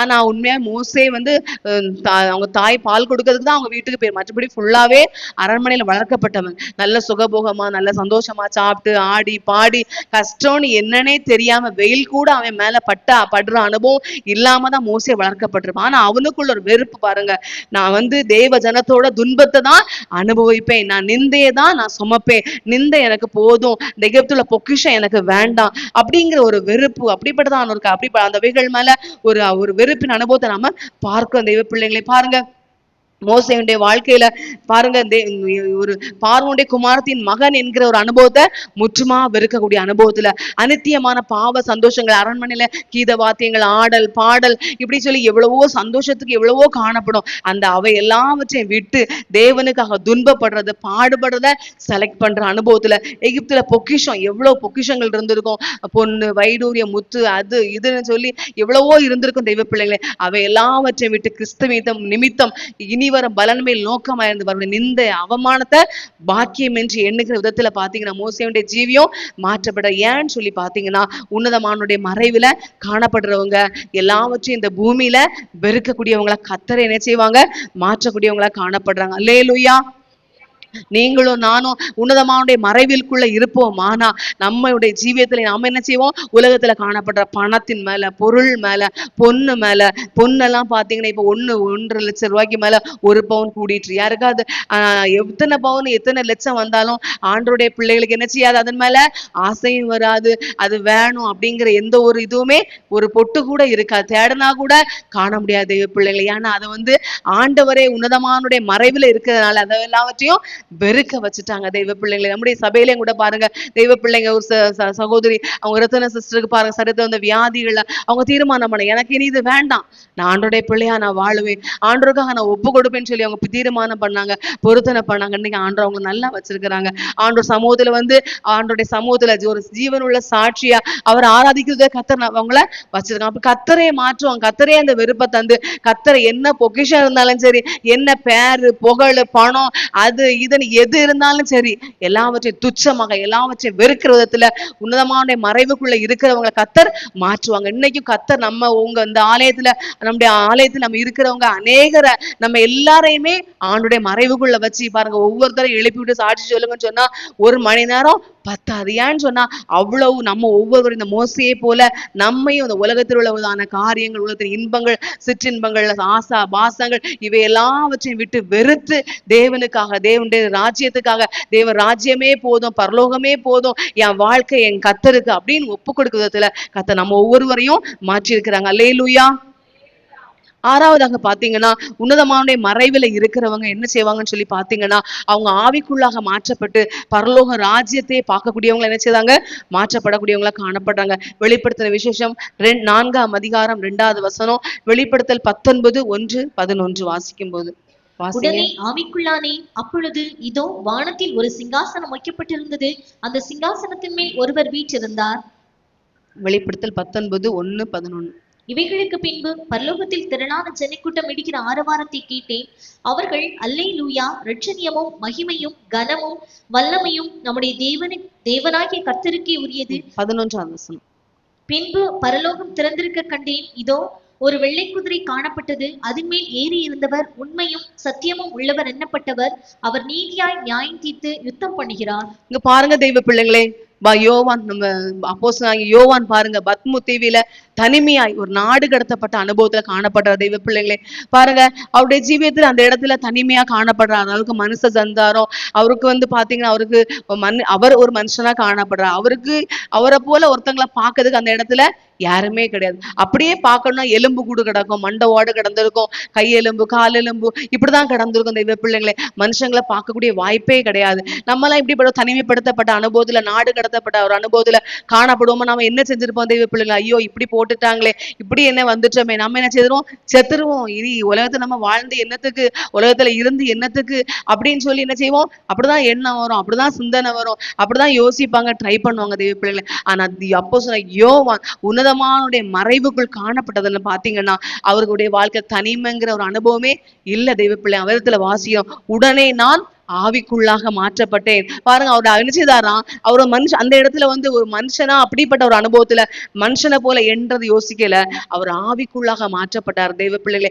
தேவனோடு காணப்பட்டார், தேவனோடு சஞ்சரிக்கக்கூடிய, தேவனோடு பேசுகிற விதத்துல அதோட மட்டும் நின்று விடாம பரலோகத்தை பார்க்கக்கூடியவங்களா, பரலோக ராஜ்யத்தின் மேன்மை பார்க்கக்கூடியவங்களா, பரலோகத்துல காணப்பட ஊழியக்காரங்க, பரலோகத்தினுடைய இப்படிப்பட்டதான தேவனுக்குரிய காரியம், இதுல சந்தோஷப்படக்கூடிய அனுபவத்துல தேவனுடைய இடைப்படுதல், இனி வரக்கூடிய காரியங்கள், சம்பவம், உலகத்துல நடக்கிற சம்பவங்கள், இப்படிப்பட்டதான காரியத்தை பார்க்கக்கூடிய தரிசனம் உடையவர்களா என்ன செய்தாரு அப்போஸ்தலனாகிய யோவான் காணப்பட்ட தெய்வ பிள்ளைங்க. நம்முடைய வாழ்க்கையில பாருங்க, இன்னைக்கு கூட ஆராதனைக்கு வந்த உங்களை எவ்வளவு சொல்ல வேண்டியது இருக்கு. கையை தட்டுங்க, வாயை திறந்து ஸ்தோத்திரம் பண்ணுங்க, ஜெபம் பண்ணுங்க, ஆண்டவருக்கு ஒப்பு கொடுங்க, இப்படி இருக்கிறீங்களே ஆலயத்துக்கு வந்து சொல்லி எவ்வளவு சொல்ல வேண்டியது இருக்கு. அப்போஸ்தலனாகிய யோவானுக்கு சொல்லதுக்கு யாருமே இல்லை, சொல்லதுக்கு யாருமே இல்லை, அவர் பார்க்கறதுக்கு கூட யாருமே கிடையாது. பாருங்க, அந்த பத்மு தீவிலையும் உன்னதமான மறைவுக்குள்ள அந்த அப்போஸ்தலனாகிய யோவான் காணப்பட்ட போது அவர் செஞ்ச காரியம் என்னன்னு சொல்லி பார்த்தீங்கன்னா, அவர் ஆவிக்குள்ளாக மாற்றப்பட்டார். ஆவிக்குள்ளாக பரிசுத்த ஆவிக்குள்ள மாற்றப்பட்டு பாத்தீங்கன்னா, அவர் ஆவிக்குள்ளாக மாற்றப்பட்டது மாத்திரமல்ல, தேவனை பார்த்தார், பரலோகத்தை பார்த்தார், பரலோகத்தின் மேன்மையை, வெள்ளை சிங்காசனம், இப்படிப்பட்ட மேன்மையை அந்த வெளிப்படுத்தல வாசித்து பார்த்தீங்கன்னா, அவ்வளவு காரியங்களையுமே, வரப்போகிற காரியங்கள், நித்தியத்தின் காரியங்கள், இனி சம்பவிக்க காரியம், உபத்திரவ காலம், இப்படிப்பட்ட எல்லா இனி சம்பவிக்கிற எல்லா காரியங்களையும் பார்க்கறதுல இப்படிப்பட்ட மேன்மைக்குரியதான மகிமையான காரியங்களை பார்க்கக்கூடியவங்களை என்ன செய்தாரு காணப்பட்டார் தெய்வ பிள்ளைங்களே. இந்த இப்படிப்பட்டதான உங்களுக்கு சாதாரணமா உலக பிரகாரமான பார்க்கறது போல அந்த பார்வை பேச்சு என்ன செய்யாது, காணப்படாது. இவங்களுடைய பார்வை, இவங்களுடைய எல்லாமே இவங்களுடைய ஜீவியம் எல்லாமே விசேஷமானதா, ஒரு மேன்மைக்குரியதா தான் காணப்படும். நம்முடைய வாழ்க்கையில நாமும் கூட உன்னதமான மறைவின் அனுபவத்துல காணப்படும் போது நாமும் பரலோகத்தை, தேவ ராஜ்யத்தை, தேவனுடையவர்களை பார்க்கக்கூடியவங்களா நாம் மாற்றப்படுவோம் தெய்வ பிள்ளைங்களா. அல்லேலூயா. கடைசியா பாத்தீங்கன்னா, தேவனுடைய மறைவில் இருக்கக்கூடியவங்க என்னன்னு சொல்லி பாத்தீங்கன்னா, இந்த பூமியில அவங்களுக்கு வாழ்க்கையில் தீமையா காணப்பட்டாலும் முடிவில் அவங்க என்ன செய்வாங்க, பரலோகத்துக்குரியவங்களா மாற்றப்படுவாங்க தெய்வ பிள்ளைங்களே. லூக்கா சுவிசேஷம் 16ஆம் அதிகாரம் 20வது வசனத்தை வாசிக்கும் போது, லூக்கா 16:20 வாசிக்கும் போது வாசிங்க. லாசரு எனும் பேர் கொண்ட ஒரு தரித்திரனும் இருந்தான். அவன் பருக்கள் நிறைந்தவனாய் அந்த ஐஸ்வர்யவானுடைய வாசல் அருகே கிடந்து, நம்ம அங்க வாசிக்கிறோம் தெய்வ பிள்ளைங்க. லாசரை குறித்து பார்க்கிறோம். லாசரை குறித்து பாத்தீங்கன்னா, அவன் ஒரு தரித்திரனா, தீமையை அனுபவிக்கக்கூடியவனா நினைச்சுதான் காணப்பட்டான் என்று பார்க்க தெய்வ பிள்ளைகளே. லாசருடைய ஜீவியத்து சம்பவம் நம்ம எல்லாரும் தெரியும் தெய்வ பிள்ளைகளே. பாருங்க, லாசருடைய வாழ்க்கையில பாத்தீங்கன்னா, அவனுக்கு சொல்லி பாத்தீங்கன்னா, அவனை விசாரிக்கிறதுக்கு யாரும் இல்ல. சொந்தம் இருந்துச்சு, பந்தம் இருந்துச்சு, கூட பிறப்பு யாரும் இருந்தாங்க, அவனை விசாரிக்கிறதுக்கோ அவனை ஒரு மனுஷன்னு அந்த ஊர்ல உள்ளவங்க யாருமே பார்க்கல நினைக்கிறேன் தெய்வ பிள்ளை. இந்த காலத்துல பாருங்க, இப்ப நம்ம வாழ்ந்து கொண்டிருக்கிற பூமியில பாத்தீங்கன்னா, தன்னார்வ தொண்டர்கள் அப்படின்னு சொல்லி பாத்தீங்கன்னா, ஒருத்தங்க ஒரு மாதிரி வியாதிப்பட்ட அனுபவத்திலயோ, ஒரு ட்ரெஸ் எல்லாம் இந்த மாசக்கணக்கா துணி மாத்தாம ஒரு மாதிரி முடியெல்லாம் சடை பிடிச்சு இப்படி எல்லாம் இருந்தாங்கன்னு வச்சுக்கிட்டாங்களா, அந்த தன்னார்வ தொண்டர்கள் இவங்க எல்லாம் பேர் செய்வாங்க, முடியெல்லாம் வெட்டி அவங்கள குளிப்பாட்டி அவங்கள நல்ல ட்ரெஸ் போட்டு என்ன செய்வாங்க, அவங்கள நல்ல இதா மாத்தி நல்ல ஒரு காப்பகங்களை சேர்த்து எடுத்து என்ன செய்வாங்க, உடக்கூடிய அனுபவம் இந்த நாட்கள்ல இருக்கு. ஆனா அந்த நாட்கள்ல இல்ல. ஆனா பார்த்து பாருங்க, அந்த லாசருவை விசாரிக்கிறதுக்கு, அவனை மனுஷன்னு சொல்லி அவனை ஒருத்தங்க ஒரு முகம் கொடுத்து கூட பார்க்கறதுக்கு யாருமே இல்லை. அப்படி பார்த்திருப்பாங்கன்னா அவனை பார்த்தது யாருன்னா நாய்கள் தான் லாசருவை பார்த்துச்சு, அவன் வந்து விசாரிச்சு அவனுடைய பருக்களை நக்கி கொடுத்துச்சு பார்க்க தெய்வ. ஒரு லாசருவை ஒரு மனுஷன்னு சொல்லி யாருமே பார்க்கல தெய்வ பிள்ளைங்களை. அந்த ஐஸ்வர்யா வீட்டு வாசல் இருக்கதானே அந்த லாசர் இருந்தான். அந்த பாருங்களா, ஒரு நல்ல நாள் வரும், கிறிஸ்துமஸ் வருது, நியூ இயர் வருது, பிறந்த நாள் வருது, கல்யாண நாள் வருது, இன்னும் என்னெல்லாம் நாள் உண்டோ எல்லா நாளும் வருது பாருங்க. ஐஸ்வர்யான விதத்துல வாஸ்து பாத்தீங்கன்னா, அவன் சம்பிராயமா சாப்பிட்டான். நல்ல என்னச்சுதான், நல்ல சம்பிராயமா சாப்பிட்டு நல்ல வஸ்திரங்கள் அவன் உடுத்தி கொண்டவனா காணப்பட்டான். அவனுக்கு வீட்டு வாசல்ல தான் இந்த லாசரு கிடந்தான். ஒரு வேளை ஒரு நல்ல சாப்பாடு கொடுப்போம், ஒரு தண்ணி குடிக்கிறதுக்கு நல்ல தண்ணி கொடுப்போம், ஒரு நல்ல ட்ரெஸ் வாங்கி கொடுப்போம் அப்படிங்கிற அந்த இடம் அந்த ஐஸ்வர்யவான்ட்ட இல்ல. லாசருக்கும் பாருங்க, ஒரு நாள் நல்ல சாப்பாடு சாப்பிட்டோம், ஒரு வேளை நல்ல சாப்பாடு சாப்பிட்டோம், நிம்மதியா தண்ணி குடிச்சோம், நிம்மதியா தூங்கணும், நல்ல ட்ரெஸ் போட்டோம் அப்படிங்கிற இடமே அவனுக்கு இல்ல தெய்வ பிள்ளைகளே. அவனை விசாரிக்கிறதுக்கு யாருமே இல்லை. அப்படிப்பட்ட ஒரு அனுபவத்துல பாருங்க, எப்படிப்பட்ட ஒரு தரித்திரமான அந்த அவனுடைய வாழ்க்கை. அவன் நினைச்சிருக்கலாம், நம்ம நினைச்சிருப்போம், இந்த பூமியில நான் எதுக்கு பிறந்திருக்கேன், இப்படி எல்லாம் இருக்க நான் எல்லாம் எதுக்கு பிறந்திருக்கணும், நான் உயிரோடு இருக்கிறதுக்கு செத்து போயிருக்கலாம், எதுக்குதான் எங்க அம்மா என்ன பெத்து போட்டாங்களோ தெரியல அப்படிங்கிற அனுபவத்துல பெத்தவங்களையும் ஏசியிருப்போம், ஆண்டவரையும் ஏசியிருப்போம், எனக்கு ஏன் இந்த நிலவரன்னு சொல்லி முறுமுறுத்து இருப்போம், முறையிட்டு இருப்போம், என்னை எடுத்துக்கிடுங்க, என்ன எதுக்கு இந்த பூமியில வச்சிருக்கீங்க நம்ம சொல்லுவோம் தெய்வ பிள்ளைங்களே. ஆனா பாருங்க, இந்த வேதத்துல வாசித்து பாத்தீங்கன்னா லாசருடைய வாழ்க்கை இவ்வளவு தரித்திரமான அனுபவத்துல ஒருவேளை சாப்பாடு கூட நல்ல சாப்பாடு இல்ல, ஒரு நாள் கூட நல்ல ட்ரெஸ் போட்டாருங்கிற அனுபவம் இல்ல, ஒரு ஆளு கூட அவர் விசாரிச்சாங்கிற அதுக்கு அனுபவம் இல்ல, விசாரிச்சாங்க ஏதாவது கொடுத்தாங்க அப்படிப்பட்ட எந்த ஒரு இடமுமே இல்ல, ஒரு ஆதரவற்ற ஒரு கைவிடப்பட்ட அனுபவத்துல. ஆனா பாத்தீங்கன்னா லாசருடைய ஜீவியத்துல இப்படியெல்லாம் கடந்து போனாலும் தீமை தீமை தீமை, எந்த பக்கம் பார்த்தாலும் தீமை தீமையே தான் இருந்துச்சு.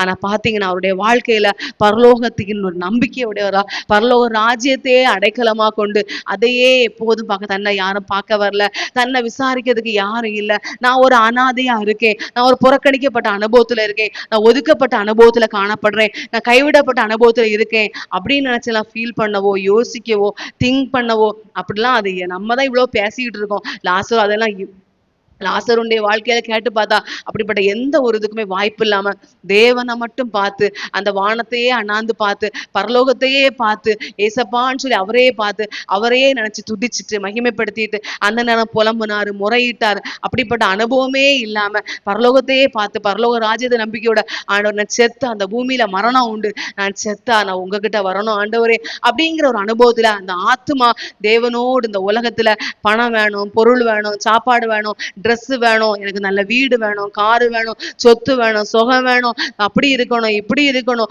என் பேர் பெருமைப்படணும், என் பேர் அப்படி இருக்கணும், அப்படிலாம் எந்த ஒரு இது இல்லை, நான் செத்தா பரலோகத்துக்கு வரணும், பரலோகத்து ஆண்டவர் உங்க கூட இருக்கணும் அப்படிங்கிற ஒரு அனுபவத்தை மாத்திரம்தான் தரிசனமா கொண்டு காணப்பட்டார் தெய்வ பிள்ளைகளே. ஒரு நாள் மரணம் வந்துச்சு, லாசரு மரித்த உடனே பாத்தீங்கன்னா ஆபிரகாமுடைய மடியில காணப்பட்டார் தெய்வ பிள்ளைகளே.